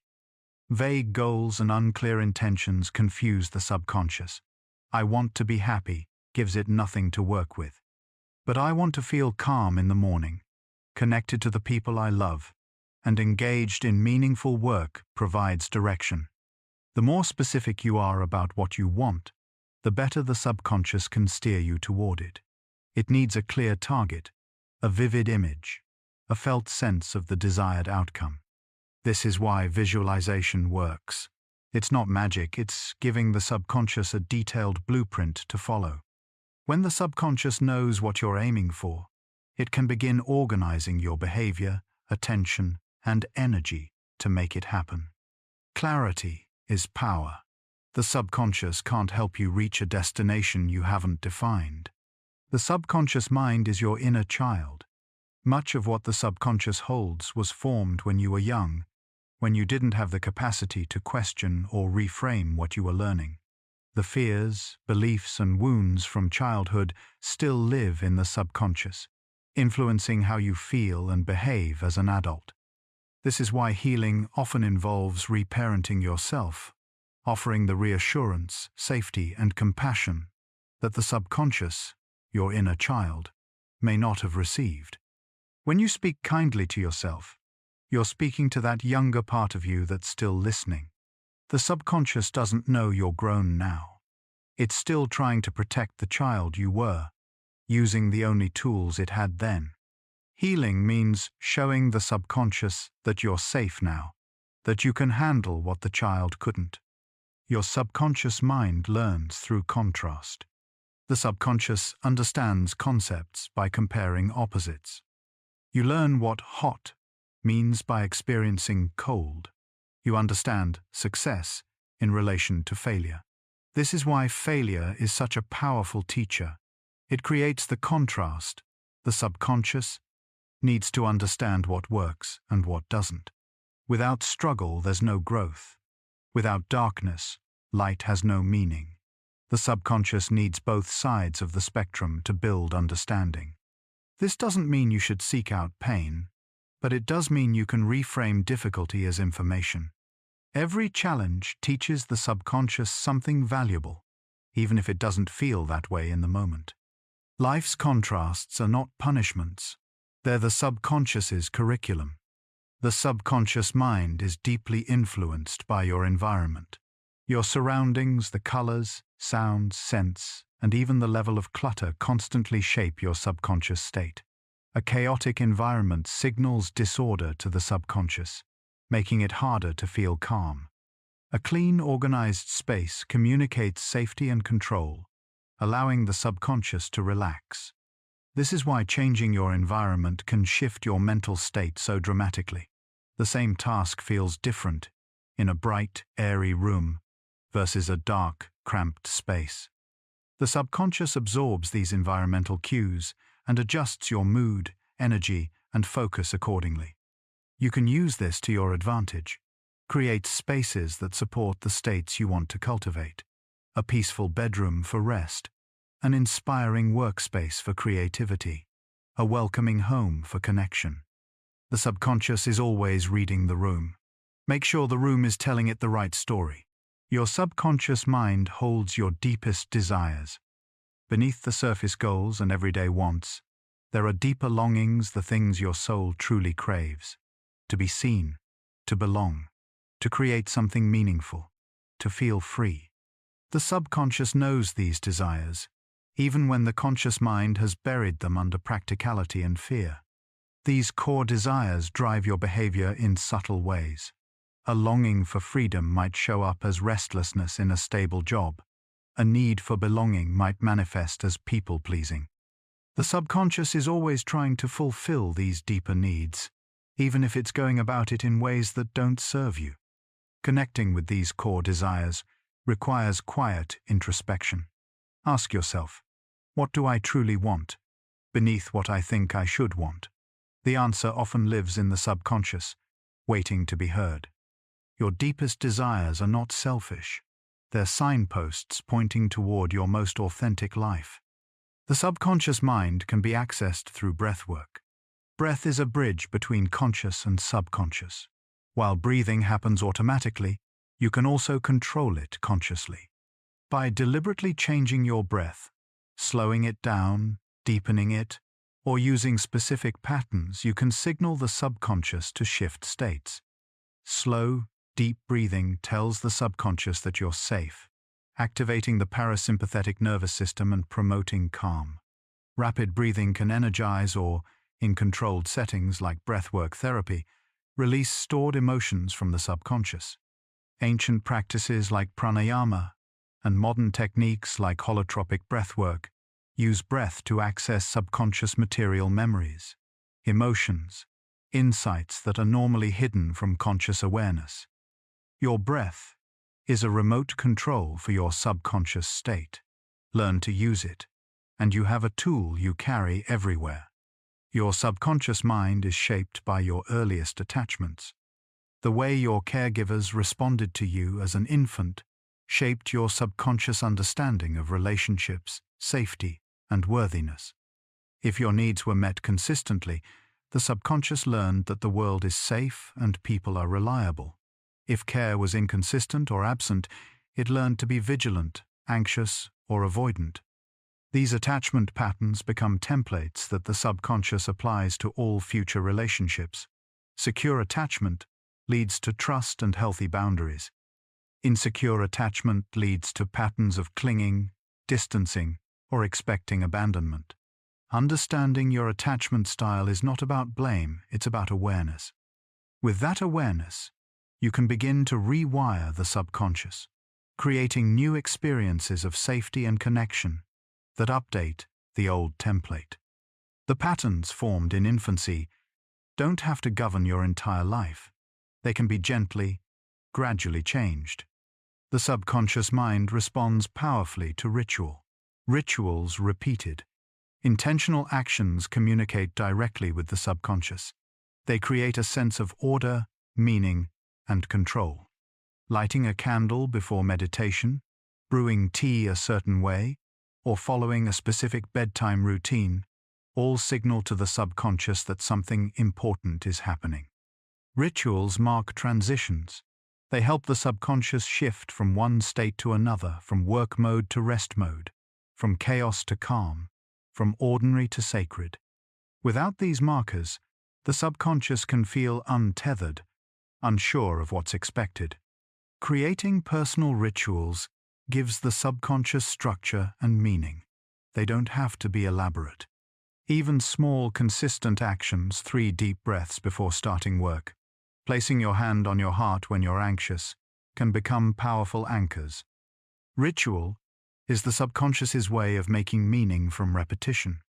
Your subconscious mind holds your unmet needs. Needs that weren't met in childhood for safety, validation, autonomy, love, don't disappear. They live in the subconscious, driving behavior in ways you might not recognize. A need for control might stem from childhood unpredictability. A need for approval might come from conditional love. These unmet needs often show up as patterns you can't seem to break: overworking, people-pleasing, avoiding intimacy. The subconscious is still trying to get those needs met, using strategies that may have worked as a child, but no longer serve you as an adult. Healing begins with identifying these unmet needs and finding healthier ways to address them. Often, this means learning to meet your own needs, to give yourself the safety, validation, or love that you've been seeking from others. The subconscious is not broken. It's just trying to complete something that was left unfinished. The subconscious mind is influenced by collective consciousness. You are not an isolated mind. The subconscious is connected to something larger, the shared beliefs, fears, and stories of your culture, your community, your species. Psychologist Carl Jung called this the collective unconscious, a reservoir of archetypes and patterns that all humans share. This is why certain symbols, the hero's journey, the nurturing mother, the shadow, resonate across cultures. They speak to something universal in the subconscious, patterns repeated throughout human history. But it also means your subconscious absorbs collective fears and beliefs about money, success, safety, worthiness that may not even be yours. Part of individuation is separating what's truly yours from what you've inherited from the collective. You are part of a larger consciousness. The subconscious connects you to something beyond yourself. Your subconscious mind is always seeking coherence. The subconscious wants your beliefs, actions, and identity to align. When there's a mismatch, when you act against your values, or when your behavior contradicts your self-image, the subconscious experiences dissonance. This discomfort is its way of signaling that something needs to change. Cognitive dissonance is painful, so the subconscious will work to resolve it, either by changing your behavior to match your beliefs or by adjusting your beliefs to justify your behavior. This is why people rationalize actions they're ashamed of, or why changing behavior often requires changing identity first. Integrity alignment between inner truth and outer action is not just morally right, it's psychologically necessary. The subconscious functions best when everything fits together coherently. Inner peace comes when the subconscious no longer has to reconcile contradictions. The subconscious mind processes symbolism in dreams. Dreams are the subconscious's nightly theater, where it works through emotions, memories, and conflicts, using symbols instead of literal representations. Water might represent emotions. A house might symbolize the self. Being chased could reflect avoidance. Understanding dream symbolism isn't about universal meanings, it's personal. The subconscious uses images that have specific significance to you. The key is to ask, what does this symbol mean to me? What feeling does it evoke? Keeping a dream journal can help you decode the subconscious's messages. Over time, patterns emerge, revealing what the subconscious is processing and what it's trying to tell you. Dreams are not random. They're the subconscious speaking in its native language. Your subconscious mind is the seat of intuition. Intuition is not mystical. It's the subconscious, rapidly processing information you're not consciously aware of. It draws on every experience you've ever had, every pattern you've ever noticed, and delivers a conclusion in the form of a feeling. This is why intuition is often right, especially in areas where you have experience. The subconscious has been quietly learning, and it knows more than your conscious mind can articulate. But intuition can also be influenced by bias and fear. Learning to distinguish between true intuition and anxiety requires practice. True intuition often feels calm and certain, while fear feels urgent and chaotic. Trust your intuition, but hold it lightly. The subconscious is wise but not infallible. The subconscious mind craves purpose and meaning. Beyond survival, the subconscious needs a reason to move forward, something that gives life significance. Viktor Frankl's work on logotherapy showed that people can endure almost anything if they have a sense of purpose. When the subconscious lacks meaning, it can fall into depression, apathy, or destructive behaviors. It's not enough to simply exist. The subconscious wants to know why you exist, what you're contributing, what legacy you'll leave. Purpose doesn't have to be grand. It can be as simple as caring for loved ones, creating beauty, or alleviating suffering in small ways. What matters is that the subconscious has an answer to the question, why am I here? Meaning is not found, it's created, and the subconscious needs you to create it. Your subconscious mind is your greatest ally. For all its complexity, quirks, and occasional sabotage, the subconscious is not your enemy. It's trying to protect you, keep you safe, and help you navigate a complex world.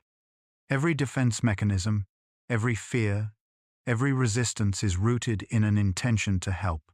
When you work against the subconscious, trying to force change through willpower alone, you create internal conflict. But when you work with it, understanding its language, honoring its concerns, gently guiding it toward new patterns, transformation becomes possible. The subconscious is not something to be conquered. It's something to be befriended, listened to, and partnered with. You are not at war with yourself. You're learning to collaborate with the deepest, most powerful part of your mind. The subconscious mind holds your potential. Everything you're capable of becoming already exists as a possibility in the subconscious. Skills you haven't learned yet, strengths you haven't discovered, versions of yourself you haven't met. The subconscious holds the blueprint for your highest potential. But potential alone is not enough. It must be activated through intention, practice, and experience. The subconscious needs evidence proof that change is possible, that growth is safe, that the new version of you is viable. Every small step you take toward growth teaches the subconscious something new. Every challenge you overcome expands its sense of what's possible. Over time, what seemed impossible becomes inevitable. You are not limited to who you've been. The subconscious is waiting for you to claim who you can become. Your subconscious mind is influenced by the stories you consume. Books, movies, songs, social media, every story you take in is absorbed by the subconscious, shaping your beliefs about the world and your place in it. Consume stories of fear, scarcity, and victimhood, and the subconscious begins to see reality through that lens. Consume stories of hope, resilience, and possibility, and it shifts accordingly. This doesn't mean you should avoid difficult stories, but it does mean being intentional about what you expose yourself to, especially before sleep, when the subconscious is most receptive. The stories you consume become the stories the subconscious tells about your life. Choose them wisely. The subconscious mind is timeless wisdom. Beneath the chatter of conscious thought, beneath the worries and plans and endless mental noise, there is a deeper knowing. The subconscious holds wisdom that transcends logic, the accumulated learning of your entire life, the intuitive sense of what's right, the quiet voice that knows the truth, even when the conscious mind is confused.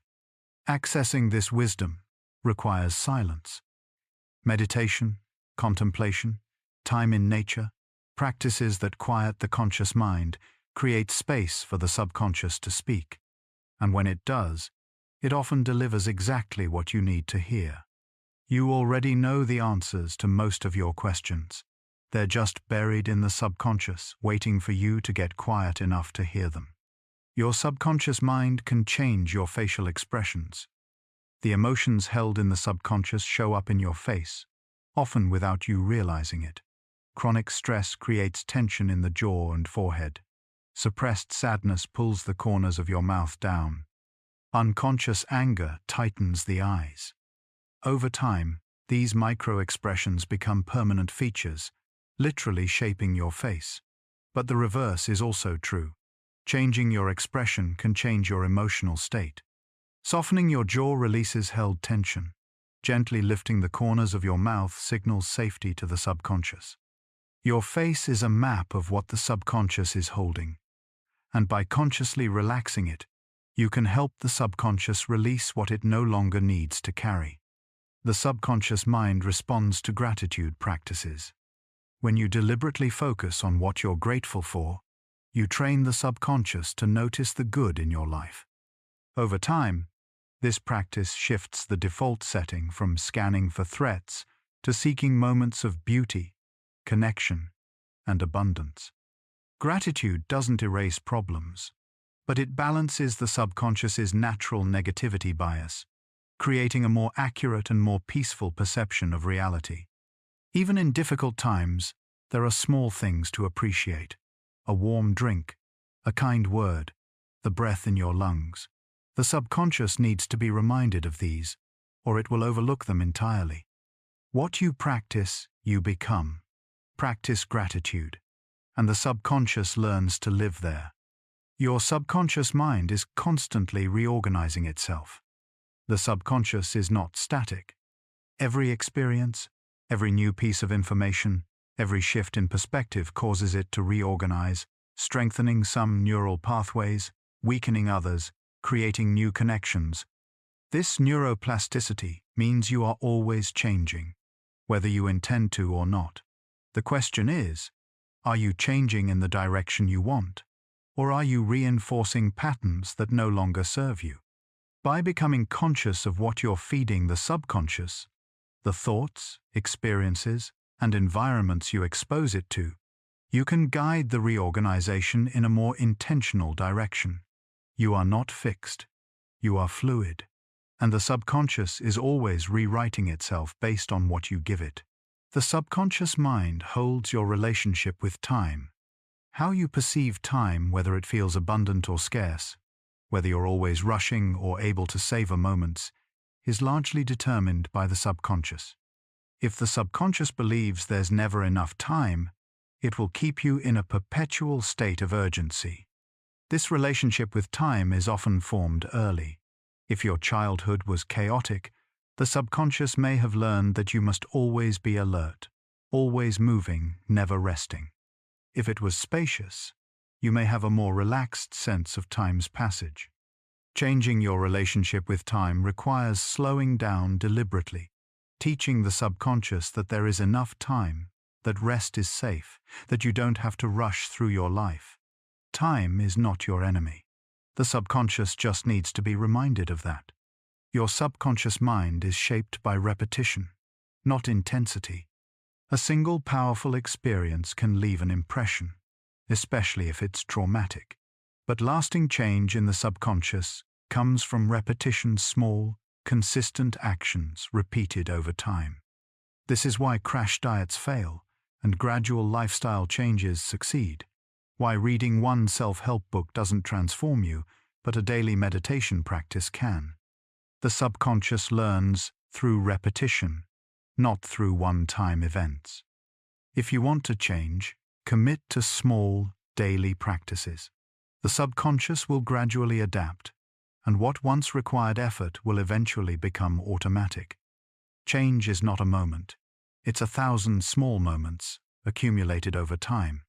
The subconscious mind is your body's translator. Physical sensations are not in your stomach, tension in your shoulders.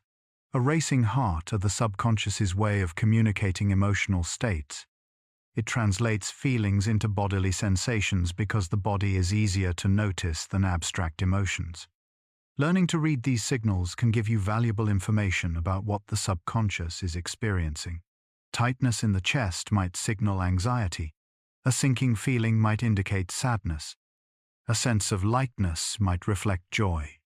Your body is not betraying you when it feels uncomfortable. It's speaking on behalf of the subconscious, trying to get your attention. Listen to your body. It's telling you what your subconscious needs you to know. Your subconscious mind thrives on permission. Sometimes the subconscious is waiting for permission to rest, to feel, to want something different, to let go. You may not consciously realize you're withholding permission, but the subconscious knows. Giving yourself explicit permission, saying out loud, "It's okay to rest," or "I'm allowed to want this," can release the subconscious from invisible constraints. It's as if a dam breaks, and what was held back can finally flow. You don't need to earn the right to be happy, to rest, or to take up space. The subconscious just needs to hear that it's allowed. Permission is power. Grant it to yourself, freely. The subconscious mind holds your sense of safety. Everything the subconscious does is filtered through one question: am I safe? If the answer is yes, it allows you to relax, connect, and grow. If the answer is no, it activates protection, fight, flight, freeze, or fawn. For many people, the subconscious's default answer is no, not because of present danger, but because of past experiences. Trauma, chronic stress, or an unstable childhood can teach the subconscious that the world is fundamentally unsafe. Healing this requires consistently showing the subconscious evidence of safety through stable relationships, predictable routines, and environments where you can truly relax. Over time, the subconscious's default answer can shift. Safety is not a luxury. It's the foundation the subconscious needs to let you thrive. Your subconscious mind learns from mistakes more than success. Failure leaves a deeper mark on the subconscious than success. This is an evolutionary adaptation. Remembering what went wrong was more critical for survival than remembering what went right. But in modern life, this bias can become a burden, causing the subconscious to fixate on failures and overlook achievements. One mistake can overshadow 10 successes, reinforcing feelings of inadequacy. Counteracting this requires deliberately celebrating wins, no matter how small. Reflect on what went well. Acknowledge progress. The subconscious needs to be reminded that success is just as real as failure. You are not defined by your mistakes, but the subconscious needs help remembering your victories. The subconscious mind is your source of resilience. Resilience is not something you're born with. It's built in the subconscious through experience. Every challenge you've overcome, every difficulty you've endured, strengthens the subconscious's belief that you can handle hard things. This is why adversity, while painful, can also be transformative. Each time you survive something difficult, the subconscious updates its assessment of your capabilities. You become stronger not because the pain made you tough, but because the subconscious learned you could endure. Resilience is a skill the subconscious develops over time. And every hard thing you face is an opportunity to build it further. You are stronger than you think. The subconscious knows it's been keeping track. Your subconscious mind holds your relationship with yourself. The most important relationship in your life is the one you have with yourself, and it's managed by the subconscious. Do you speak to yourself with kindness or criticism? Do you trust yourself or doubt every decision? Do you treat yourself with compassion or contempt? This self-relationship was formed early, often mirroring how others treated you. But it can be changed by consciously choosing to speak kindly, to trust yourself, to offer yourself grace. You can teach the subconscious a new way of relating. The voice you hear in your head is not the truth about who you are. It's just the subconscious repeating what it learned long ago, and it can learn something new. You deserve your own kindness. The subconscious is listening. The subconscious mind is influenced by the company you keep. You become the average of the people you spend the most time with. This isn't just metaphorical. The subconscious absorbs the energy, beliefs, and behaviors of those around you, gradually adopting them as its own. Surround yourself with pessimists, and the subconscious learns to expect the worst.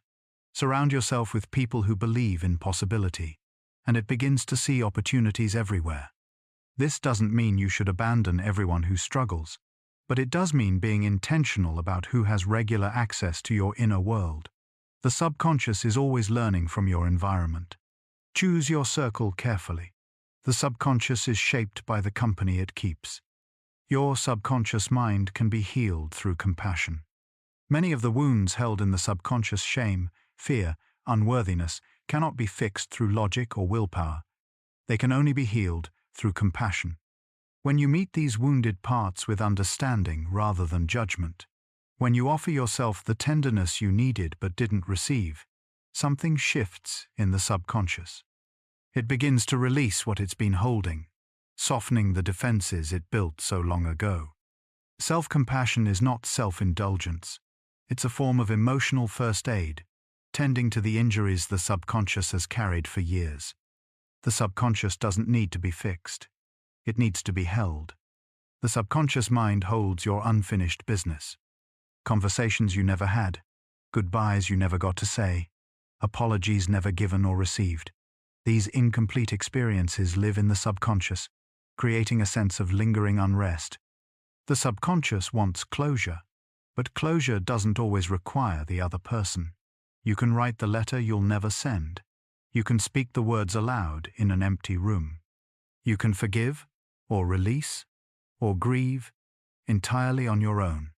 The subconscious just needs the story to feel complete.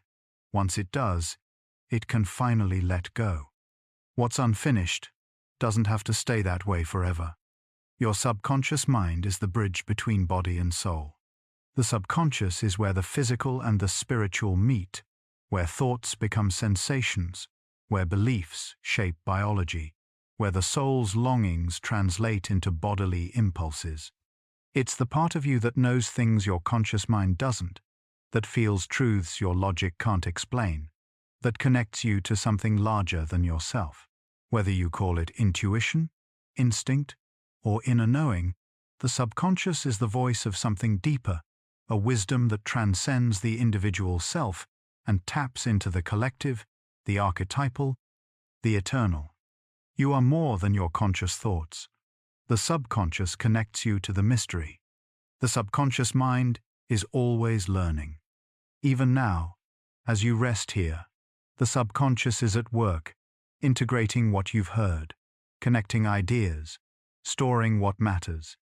It's learning not just from the content, but from the experience of listening, of allowing yourself this time, of choosing rest over productivity. Every single moment of your existence teaches the subconscious something. When you laughed today, it recorded that joy and filed it away as evidence that happiness is possible. When you felt anxious, it noted the circumstances and began updating its threat detection systems. When you were kind to yourself, even in a fleeting thought, it absorbed that gentleness and stored it as a new possibility for how you might relate to yourself. The subconscious doesn't distinguish between big lessons and small ones. It learns as much from the way you hold your coffee cup as it does from major life events. The softness in your shoulders when you finally exhale, the moment you chose to pause before reacting, the way you let yourself enjoy something without guilt. All of it is data. All of it shapes the vast neural networks that determine who you are and who you're becoming. This constant learning happens whether you're aware of it or not. Right now, as you listen to these words, the subconscious is forming associations. The gentle tone of this voice is teaching it that information can be delivered without urgency or demand. The space between sentences is showing it that pauses are safe, that you don't always need to be doing something. The very act of giving yourself permission to rest while learning is reprogramming old beliefs about productivity and worthiness. Think about what your subconscious has learned in the past year alone. It has absorbed thousands of interactions, processed countless sensations, and witnessed how you responded to joy, pain, success, and failure. Each experience left a mark, however faint, contributing to the complex tapestry of who you are now. Some lessons strengthened you, moments of courage that taught the subconscious you're braver than you thought. Others created fear, experiences of hurt that made it more protective, more cautious about where to let you venture. But here's what's remarkable. The subconscious is learning right now that you can change this pattern. By consciously choosing to expose yourself to calming, affirming content before sleep, you're teaching it new associations. Sleep becomes linked not with anxiety about tomorrow, but with curiosity and wonder. Rest becomes paired with growth rather than guilt. The voice you hear as you drift off is gentle and supportive, slowly replacing harsher internal voices with something kinder. The neuroplasticity of the brain means that learning never stops. At any age, in any circumstance, the subconscious remains capable of forming new neural pathways, of updating old programs, of revising its understanding of what's possible. You could have spent 50 years believing you're not creative, but give the subconscious enough evidence to the contrary through practice, through encouragement, through small acts of creation, and it will eventually update that belief. This is why consistency matters more than intensity. The subconscious learns best through repetition. One powerful experience can leave an impression, yes, but lasting change comes from steady, repeated exposure to new patterns. This is the mechanism behind habit formation, behind gradual transformation, behind the slow but profound shifts that happen when you commit to showing up for yourself day after day. Every night you choose to listen to something like this. The subconscious learns that you value its well-being. It learns that you're willing to invest time in your own mental and emotional health. It learns that sleep is sacred, that rest is productive, that taking care of yourself is not selfish but necessary.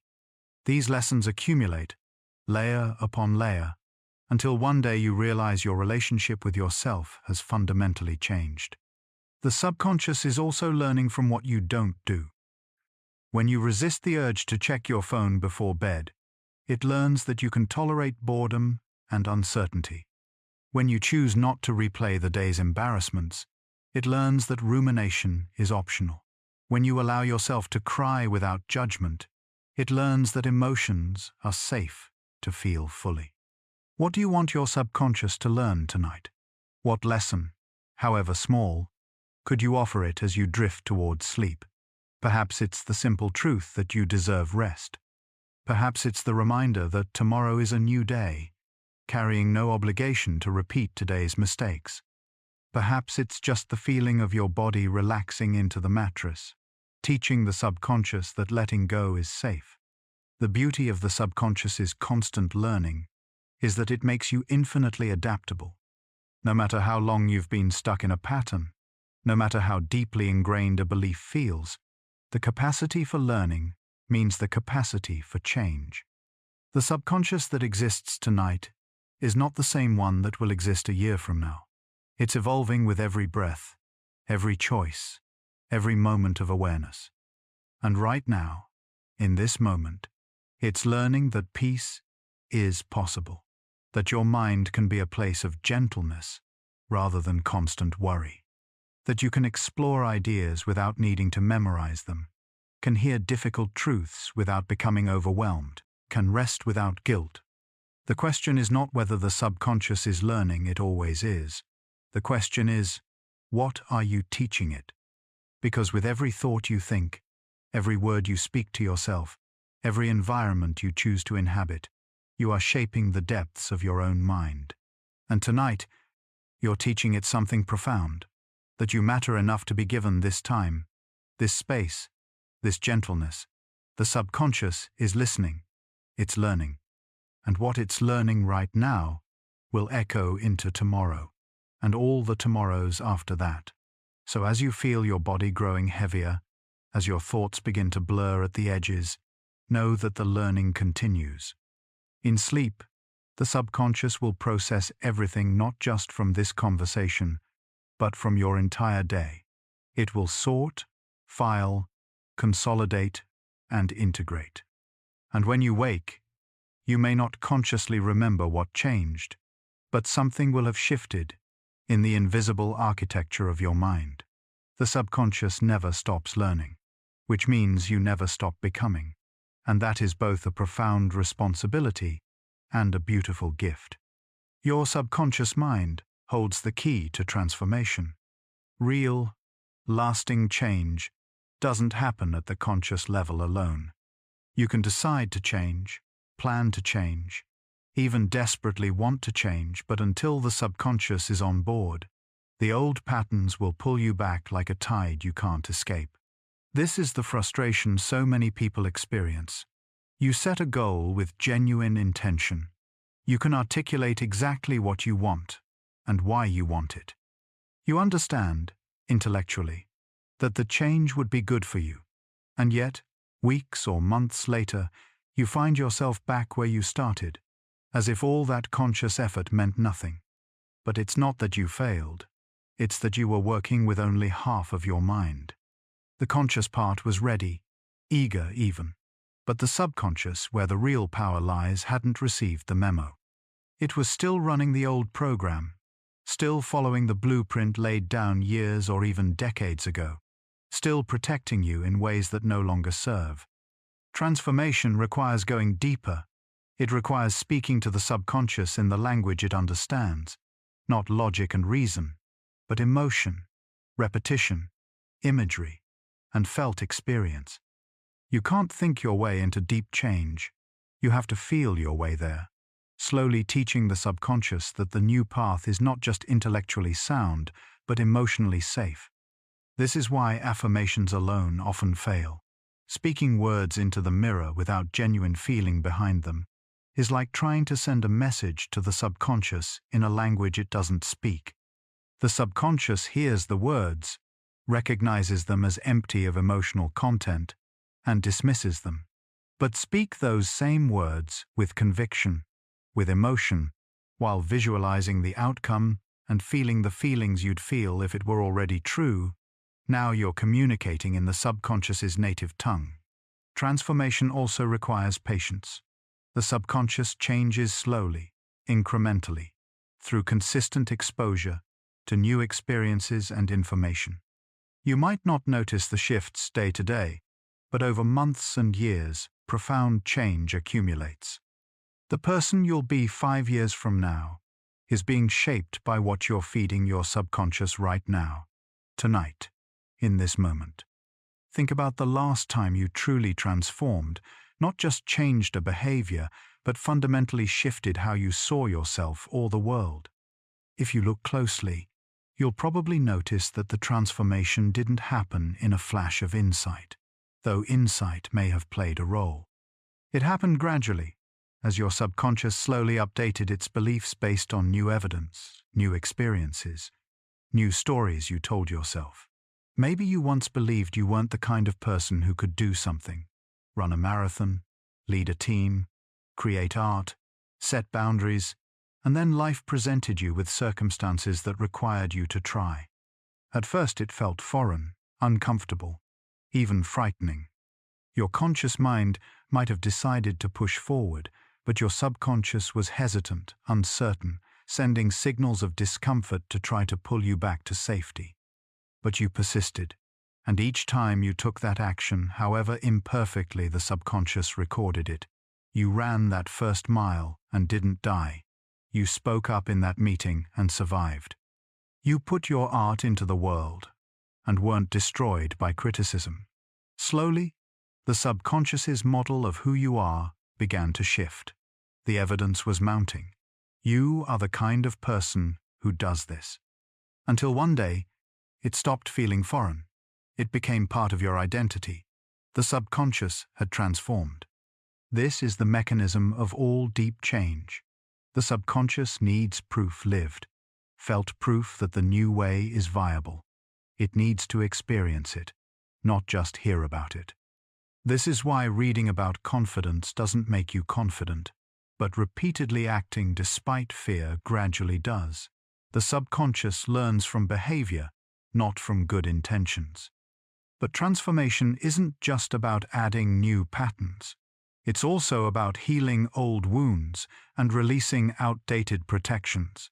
The subconscious holds on to past hurts because it believes this will keep you safe. It remembers the betrayal, the rejection, the failure, and it builds walls around your heart to ensure you never feel that pain again. These walls worked. In their way, they protected you, but they also imprisoned you. Transformation means approaching these walls with compassion, not tearing them down through force, but gently showing the subconscious that they're no longer necessary. This is delicate work. The subconscious built those defenses for good reason, and it won't release them until it trusts that you can handle life without them. This is where therapeutic practices come in, not just therapy itself, though that can be invaluable, but any practice that creates safety for the subconscious to release what it's holding. Meditation, journaling, somatic work, creative expression. These are all ways of dialoguing with the subconscious, of creating space for it to reveal what it's been carrying, and when it's ready, to let it go. The key to transformation is working with the subconscious rather than against it. When you notice resistance to change, instead of forcing harder, pause and ask, what is the subconscious afraid of? What does it think will happen if I change? What does it believe it's protecting me from?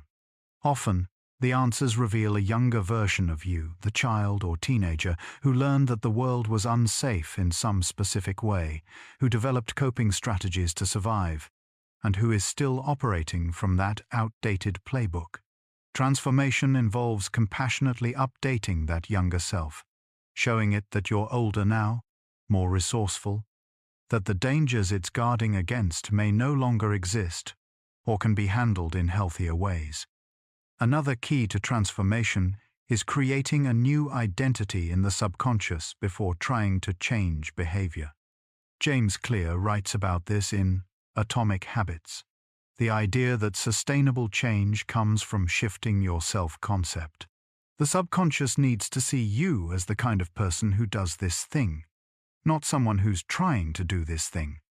This identity shift happens through small, consistent actions that serve as votes for the person you're becoming. Each time you make the choice aligned with your desired identity, you're telling the subconscious, this is who I am now. The subconscious, always watching, always learning, begins to accept this new identity as true.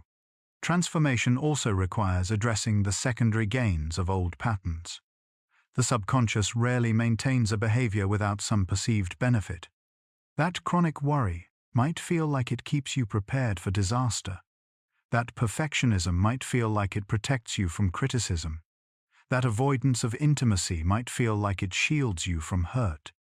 The subconscious won't let go of these patterns until it believes there's a better way to get those needs met. This is why understanding the function of your patterns is so important. Once you know what the subconscious is trying to accomplish with a behavior, you can find healthier alternatives that serve the same purpose. The subconscious can then release the old pattern because its underlying need is still being met. Transformation is not linear. There will be days when you feel like you've made tremendous progress and days when you're certain you've regressed entirely. This is normal. The subconscious doesn't change in a straight line. It cycles, sometimes revisiting old patterns to see if they're still necessary, sometimes testing whether the new way is truly safe. Don't mistake these moments for failure. They're part of the process, the subconscious doing its due diligence before committing to deeper change. And here's something crucial. Transformation doesn't require perfection. The subconscious doesn't need you to execute the new pattern flawlessly every single time.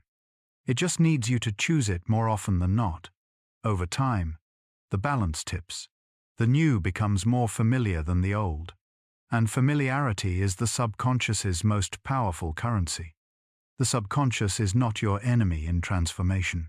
It's not trying to sabotage you, though it may feel that way when resistance shows up. It's trying to keep you safe using the information it has.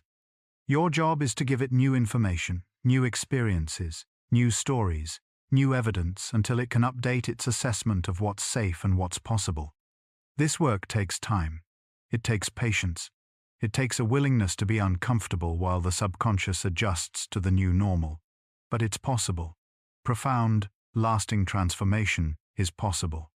Not through willpower alone, but through partnership with the deepest part of yourself. The subconscious holds the key. It always has. And the moment you stop fighting it and start working with it, speaking its language, honoring its concerns, gently guiding it toward new possibilities, the door to transformation swings open. You are not stuck. You're not broken. You're not beyond change. You're simply learning how to collaborate with the most powerful part of your mind. And that collaboration, once established, can reshape your entire life in ways you can't yet imagine. The transformation you seek is already within you, held in potential by the subconscious.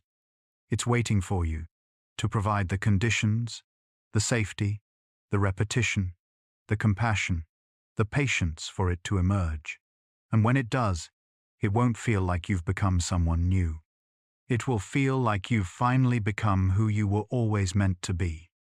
The subconscious mind is vast beyond measure. Scientists estimate that the conscious mind processes about 40 to 50 bits of information per second. At first, that sounds impressive, like a lot of data flowing through your awareness at any given moment. But then you learn that the subconscious handles approximately 11 million bits per second. 11 million.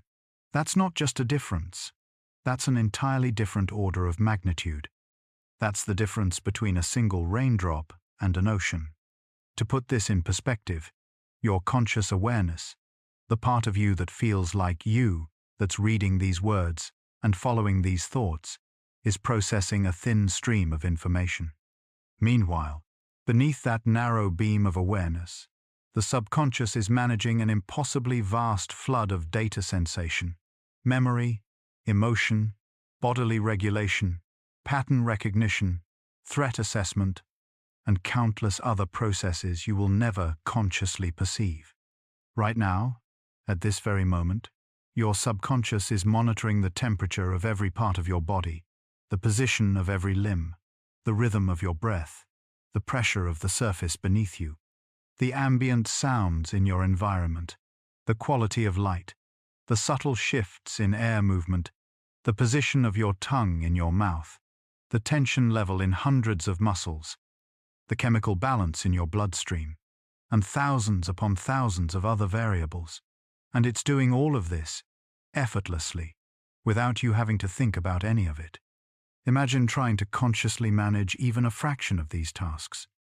Imagine having to deliberately tell your heart when to beat, your lungs when to expand, your digestive system when to release enzymes, your immune system when to attack pathogens, in your endocrine system when to release hormones. You would be utterly overwhelmed within seconds. The conscious mind simply doesn't have the bandwidth to handle this level of complexity.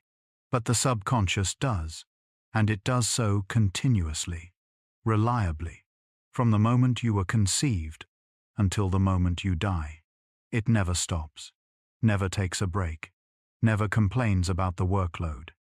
It simply keeps all your systems running, keeps you alive, keeps you functioning, all while you're consciously preoccupied with far simpler matters: what to eat for dinner, what someone meant by that comment, whether you remembered to send that email. This vast processing power also handles your perception of the world. When you look at a room, you consciously register perhaps a handful of objects, the ones your attention lands on. But the subconscious is processing every single visual element in your field of view, every color, shape, shadow, and spatial relationship. It's integrating this with your memories of similar spaces, your emotional associations with the objects present, your predictions about what might happen next, and your assessments of safety and comfort. When you hear someone speak, your conscious mind focuses on the meaning of their words. But the subconscious is simultaneously analyzing tone of voice, pace of speech, micro-variations in pitch that signal emotion, background sounds that might indicate environmental context, the speaker's facial expressions and body language, your own emotional reactions, relevant memories of past conversations with this person, and countless other data points that inform your intuitive sense of whether to trust what's being said. This is why your gut feelings are often accurate, especially in domains where you have experience. The subconscious has access to vastly more information than your conscious mind, and it can detect patterns and make assessments based on subtle cues that never reach conscious awareness. When something feels off, it's often because the subconscious has detected a discrepancy in that flood of data. Something doesn't match the established pattern, and it's sending you a warning. The vastness of the subconscious also explains why you can't always articulate why you feel a certain way. The conscious mind, with its narrow band of awareness, receives only a summary report from the subconscious, a feeling, an urge, a sense of unease or excitement. But the detailed analysis that produced that feeling involved processing millions of data points, far too many for consciousness to hold at once. You feel the conclusion, without being able to trace all the steps that led to it. This vast subconscious processing is what allows you to perform complex, coordinated actions without conscious thought. When you walk, you're not consciously calculating the precise angle and force required for each muscle contraction, the subtle adjustments needed to maintain balance, the constant recalibration based on the terrain beneath your feet. The subconscious handles all of that, leaving your conscious mind free to think about where you're going rather than how you're getting there. When you drive a car, especially on a familiar route, the subconscious takes over most of the actual operation. It monitors speed, adjusts for traffic, stays in the lane, responds to signals, all while your conscious mind is free to listen to music, have a conversation, or get lost in thought. This is only possible because the subconscious has internalized the skills so thoroughly that they can run automatically without conscious oversight. The creative process also draws on the subconscious's vast capacity. When you're trying to solve a problem or create something new, your conscious mind can only hold a few variables at once. But if you give the problem to the subconscious by thinking about it before sleep, or working on it, and then stepping away, the subconscious can process it at a much deeper level, making connections across vast networks of stored information, seeing patterns and possibilities that the conscious mind's limited bandwidth couldn't perceive. This is why insights often arrive when you're not actively thinking about the problem, in the shower, on a walk, in the moments between waking and sleep.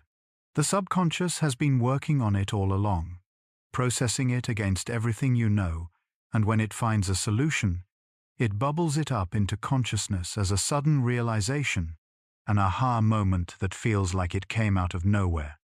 The vastness of the subconscious also holds all your memories, though most remain inaccessible to conscious recall. Every experience you've ever had is encoded somewhere in the neural networks of the subconscious. Every face you've seen, every conversation you've had, every place you've visited, every sensation you've felt. Most of these memories don't surface because the conscious mind can't possibly review 11 million bits of information per second. It would be paralyzed by the sheer volume. So the subconscious filters ruthlessly, bringing into conscious awareness only what seems immediately relevant, what the current situation reminds you of, what's emotionally significant, what serves the task at hand. The rest stays submerged, part of the vast reservoir that silently influences how you perceive and respond to the present moment, even though you're not consciously aware of its influence. This filtering is essential, but it also means you're only ever conscious of a tiny fraction of your own mind's activity. The you that you experience, the narrator in your head, the sense of being a coherent self moving through time, is a simplified story, a streamlined version of an incomprehensibly complex reality. The subconscious is protecting you from the full complexity, because experiencing it directly would be overwhelming to the point of dysfunction. The vastness of the subconscious also means there are depths within you that you may never fully explore, aspects of yourself that never surface into consciousness, potentials that remain latent, connections and patterns that operate entirely below the threshold of awareness. You are far stranger, far more complex, far more mysterious than the version of yourself you consciously know. This can be humbling, realizing that you're not fully in control, that most of what you think and feel and do is generated by processes you can't directly access or observe. But it can also be liberating.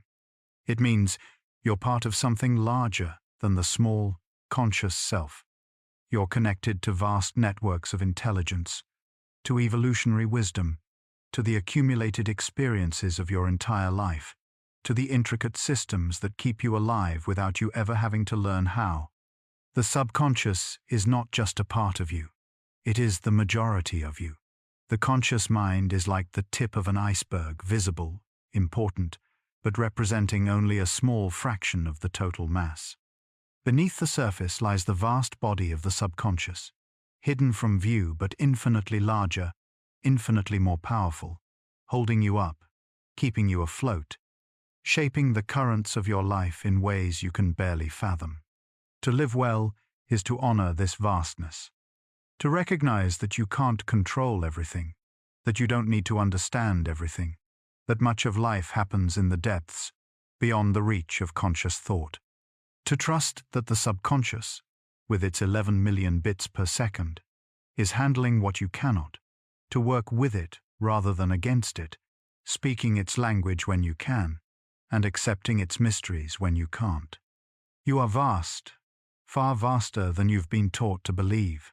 The conscious mind, with its thoughts and plans and worries, is just the surface. Beneath lies an ocean dark, deep, full of life you'll never see, but that sustains you nonetheless. And tonight, as you drift towards sleep, that ocean rises to meet you, pulling you down into its depths where transformation happens, where healing unfolds, where the subconscious does its most essential work. You are not small. You never were. You are vast beyond measure, and the subconscious knows it, even if the conscious mind has forgotten. Your subconscious mind is your silent partner. Through every moment of your life, from your first breath to this very instant, the subconscious has been with you. It has been your constant companion, your tireless guardian, your silent partner working behind the scenes to keep you alive, keep you safe, keep you moving forward through a complex and often overwhelming world. When you were born, before you had language, before you had conscious thought, before you even had a sense of being a separate self, the subconscious was already there. It coordinated your first breath, regulated your temperature, triggered your hunger, and helped you bond with the faces that appeared above you. It learned, from those very first moments, who was safe, what touch meant, whether the world was a place of comfort or fear. All of this was recorded in the subconscious before you had any conscious awareness at all. As you grew, the subconscious continued its work. It helped you learn to crawl, to walk, to run, processing thousands of attempts, failures, and tiny adjustments until movement became effortless. It absorbed language from the sounds around you, detecting patterns in the chaos of adult speech, until words emerged, first one at a time, then in increasing complexity. It watched how people around you behaved, how they expressed emotion, how they related to each other, and it internalized these patterns as templates for your own behavior. Through childhood, the subconscious was learning at an extraordinary rate, absorbing everything, the spoken and unspoken rules of your family, the beliefs that went unquestioned, the emotional atmosphere of your home. It was building the foundation of your personality, your worldview, your sense of what's possible and what's dangerous. And it was doing all of this without your conscious participation, simply by being present, by observing, by recording. When you experienced joy, the subconscious was there, encoding that happiness and the circumstances that produced it. When you were hurt, it was there too, filing away the pain and constructing defenses to prevent it from happening again. Every triumph taught it what you're capable of. Every failure taught it where to be cautious. Every interaction shaped its understanding of relationships, of trust, of belonging. In adolescence, as your conscious mind began to develop more sophisticated reasoning abilities, the subconscious continued its work beneath the surface. While you were consciously preoccupied with identity, acceptance, and finding your place in the world, the subconscious was managing your changing body, processing intense emotions, and trying to keep you safe in an increasingly complex social landscape. It worked overtime during this period, often responding to perceived threats with reactions that felt disproportionate to the conscious mind. the embarrassment that felt like death, the rejection that felt like the end of the world, because, to the subconscious, social exclusion still registered as a survival threat. Into adulthood, the partnership continued. Every decision you've ever made, the subconscious was there, influencing your choices through intuition, through emotional pulls, through subtle signals you interpreted as knowing. Every relationship you've had, the subconscious shaped how you showed up, what you expected, how you interpreted others' behavior based on patterns it learned long ago. When you've been stressed, overwhelmed, pushed to your limits, the subconscious has been there, activating stress responses to help you cope, sometimes in ways that were helpful, and sometimes in ways that created more problems. When you've been happy, at peace, in flow, the subconscious was there too, managing the intricate balance of neurotransmitters and hormones that produced those states, even though you consciously only experienced the feeling, not the complex orchestration behind it. The subconscious has been with you through your darkest nights and your brightest days. It held you together when you thought you might fall apart. It carried memories you couldn't consciously bear to hold. It maintained hope even when your conscious mind had given up. It pushed you to keep going when everything in you wanted to stop. It has made mistakes, yes. It has been overprotective, keeping you from opportunities that scared it. It has held on to pain longer than necessary, unable to distinguish past danger from present safety. It has reinforced beliefs that limited you, unable to update its programming without your conscious participation. But every error was made in service of its primary directive: keep you alive, keep you safe, help you survive. The subconscious has also been your source of resilience. Every time you've bounced back from difficulty, it was the subconscious that organized that recovery, processing the trauma, integrating the lesson, gradually restoring your capacity to engage with life. When you've surprised yourself with your own strength, it was often because the subconscious knew you were capable before your conscious mind believed it. It has been your creative wellspring, generating ideas when you stopped forcing them, solving problems while you slept, making unexpected connections that felt like inspiration descending from somewhere beyond yourself. It has been the source of your intuition, that quiet knowing that has guided you away from wrong paths and toward right ones, even when you couldn't explain why. The subconscious has kept every promise it ever made to your younger self. If you learned that anger was unsafe, it helped you suppress it. If you decided that you needed to be perfect to be loved, it drove you toward perfection. If you concluded that the world was dangerous, it maintained your vigilance. These weren't punishments, they were the subconscious faithfully executing the instructions it received, trying to honor what it thought you needed. And now, tonight as you lie here, the subconscious is still with you, still monitoring your breath, your heart rate, your body temperature, still processing the day's events, deciding what to keep and what to discard, still scanning for threats, even in the safety of this moment, still learning, always learning, from every thought you think and every choice you make.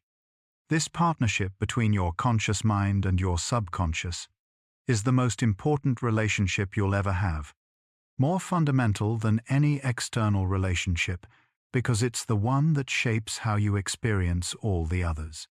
When this partnership is harmonious, when conscious and subconscious are aligned and working together, life flows with a sense of ease and purpose.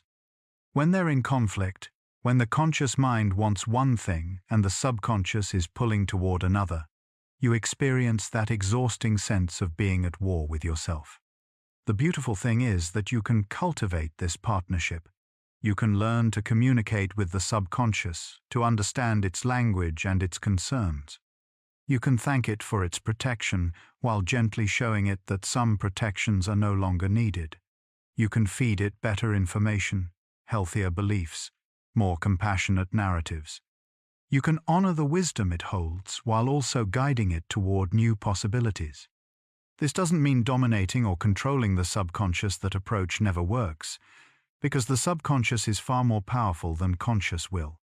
It means befriending it, respecting it, working with it, listening when it sends signals, paying attention when it resists, asking what it needs instead of demanding that it comply.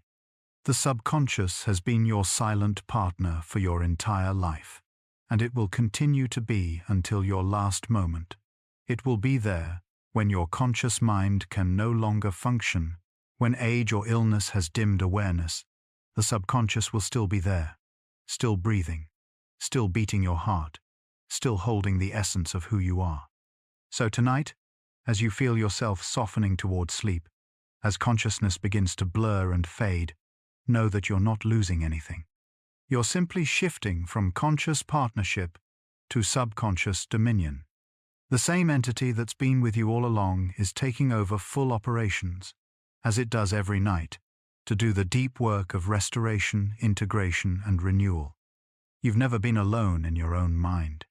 You've had a partner all along, loyal, tireless, infinitely patient. A partner who knows you better than anyone else ever could, because it has been there for every moment, every choice, every secret thought. A partner that holds your entire history, your deepest fears, your most sacred dreams. You are not just the conscious self, navigating the world alone. You are this vast partnership, this collaboration between seen and unseen, known and unknown, conscious and subconscious.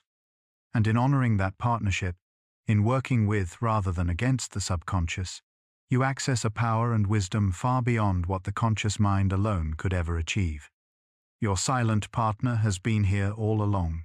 It's time to acknowledge it, appreciate it, and allow it to do what it does best. Guide you safely through the darkness, and carry you gently into tomorrow. The subconscious mind is a mystery we're still unraveling. Despite everything science has learned, despite decades of research and thousands of studies, despite brain imaging technology that can track neural activity in real time, the subconscious remains largely mysterious. We know what it does, the countless functions it performs, the vast amount of information it processes, the profound influence it has on every aspect of our lives, but we don't fully understand how or why. We can map the brain, identifying which regions activate during different tasks. We can measure electrical patterns, track chemical changes, observe neural pathways lighting up in response to stimuli. We can induce altered states and document what happens to consciousness. We can even, in rare cases, communicate with people in comas or lucid dreams. But the fundamental question, the hard problem of consciousness, as philosophers call it, remains unsolved. How does the physical matter of the brain generate subjective experience? How do electrical impulses and chemical reactions produce the felt sense of being someone, of experiencing qualia, the redness of red, the pain of pain, the joy of joy? Why is there something it feels like to be you, rather than just biological processes occurring in darkness? The subconscious complicates this mystery even further, at least with conscious experience. We have direct access to it. We know what it feels like from the inside. But the subconscious operates entirely beyond our awareness. We experience only its effects, never the process itself. We can't observe it working the way we can observe our conscious thoughts. It's like trying to understand an ocean by only ever seeing what washes up on shore. Some researchers believe consciousness, including the subconscious, emerges from complexity, that when neural networks reach a certain threshold of interconnection and sophistication, subjective experience somehow arises. Others propose that consciousness might be a fundamental property of the universe, present at some level in all matter, and that the brain doesn't create it, but rather filters and focuses it. Still others argue that consciousness is an illusion, a trick the brain plays on itself, though this doesn't really explain the subconscious's vast, invisible processing. We know the subconscious can be influenced through hypnosis, meditation, sleep, drugs, trauma, and countless other means. We know it influences us through intuition, emotion, dreams, and automatic behaviors, but the precise mechanisms, The exact pathways through which these influences flow remain partially hidden. We're still piecing together the puzzle, and with each answer we uncover, new questions emerge. Why do some memories surface into consciousness while others remain buried for decades? Why does the subconscious sometimes sabotage what we consciously want? Why do certain symbols and archetypes appear across cultures, as if the subconscious speaks a universal language? Why can belief alone sometimes heal the body, or conversely, make it sick? These questions may never be fully answered, and perhaps that's as it should be. Perhaps the subconscious, by its very nature, is meant to remain partially unknowable, a sacred mystery at the heart of human existence. Perhaps trying to fully illuminate it would be like trying to see darkness by shining a light on it. The act of observation changes what's being observed, and consciousness studying the subconscious may forever be chasing its own shadow. But not knowing doesn't diminish its importance. If anything, it makes the subconscious more worthy of reverence. You carry within you something vast, something that science cannot fully explain, something that operates with an intelligence beyond what can be measured or mapped. This mystery is not a problem to be solved, it's a reality to be lived with, honored, respected. The subconscious connects you to the deepest parts of yourself, to your evolutionary history, to the collective patterns of human experience, to something that feels almost spiritual in its depth and power.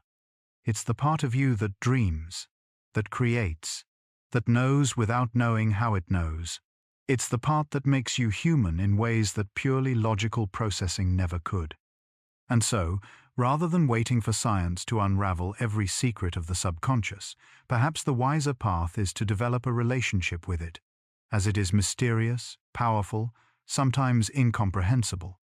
To listen when it speaks through intuition, to trust when it guides through feeling, to honor when it protects through resistance, to work with it, even when you don't fully understand it. The mystery of the subconscious is the mystery of being alive, of being conscious, of being you. And that mystery, in the end, is not something to be solved. It's something to be experienced, moment by moment, breath by breath, as you move through this strange and beautiful existence, always accompanied by the vast, unknowable depths within. And so, our journey through the subconscious mind comes to a close. We've traveled deep tonight, deeper than most of us go in our waking hours. We've explored the hidden chambers where beliefs live, where fears rest, where dreams are born and memories are stored. We've wandered through the vast, silent intelligence that keeps you alive, shapes your reality, and guides you through the world in ways you rarely notice. Perhaps some of what you've heard tonight will stay with you when you wake. A fact that resonated, an idea that shifted something, a moment of recognition where you saw yourself in a new way. Or perhaps it will all fade like a dream, leaving only a feeling, a sense that you've been somewhere important, that you've touched something true. Either way is perfect. The subconscious doesn't need you to remember everything. It's been listening all along, absorbing what it needs, filing away what matters. While your conscious mind was following these words, the subconscious was doing something deeper, integrating, connecting, perhaps even beginning to heal. You've given yourself something precious tonight. Time. Time to rest without guilt. Time to learn without pressure. Time to simply be, without the constant demands of doing. And your subconscious has been recording this gift, this message that says, you matter enough to be given this space, this gentleness, this care. As you feel yourself drifting now, as the edges of awareness begin to soften and blur, know that nothing is lost. The subconscious will take over from here, as it does every night, guiding you through the stages of sleep, processing the day, restoring your body, preparing you for tomorrow. You don't need to hold on to these ideas. You don't need to remember the facts, the numbers, the mechanisms. The subconscious has already taken what it needs from this conversation. And what it's taken will become part of you, woven into the fabric of who you are, shaping how you think and feel and move through the world in ways too subtle to name. Perhaps tomorrow you'll wake with a sense of clarity you can't quite explain. Perhaps you'll notice yourself being kinder to yourself, more patient with your own process. Perhaps you'll feel more connected to the depths within, more trusting of the wisdom that lives beneath conscious thought. Or perhaps nothing will seem different at all, and yet something fundamental will have shifted in the invisible architecture of your mind.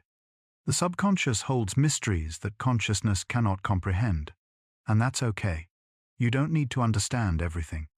You just need to trust that the partnership is there, that you're being carried by something larger than your conscious self, something that has been with you from the beginning and will be with you until the end.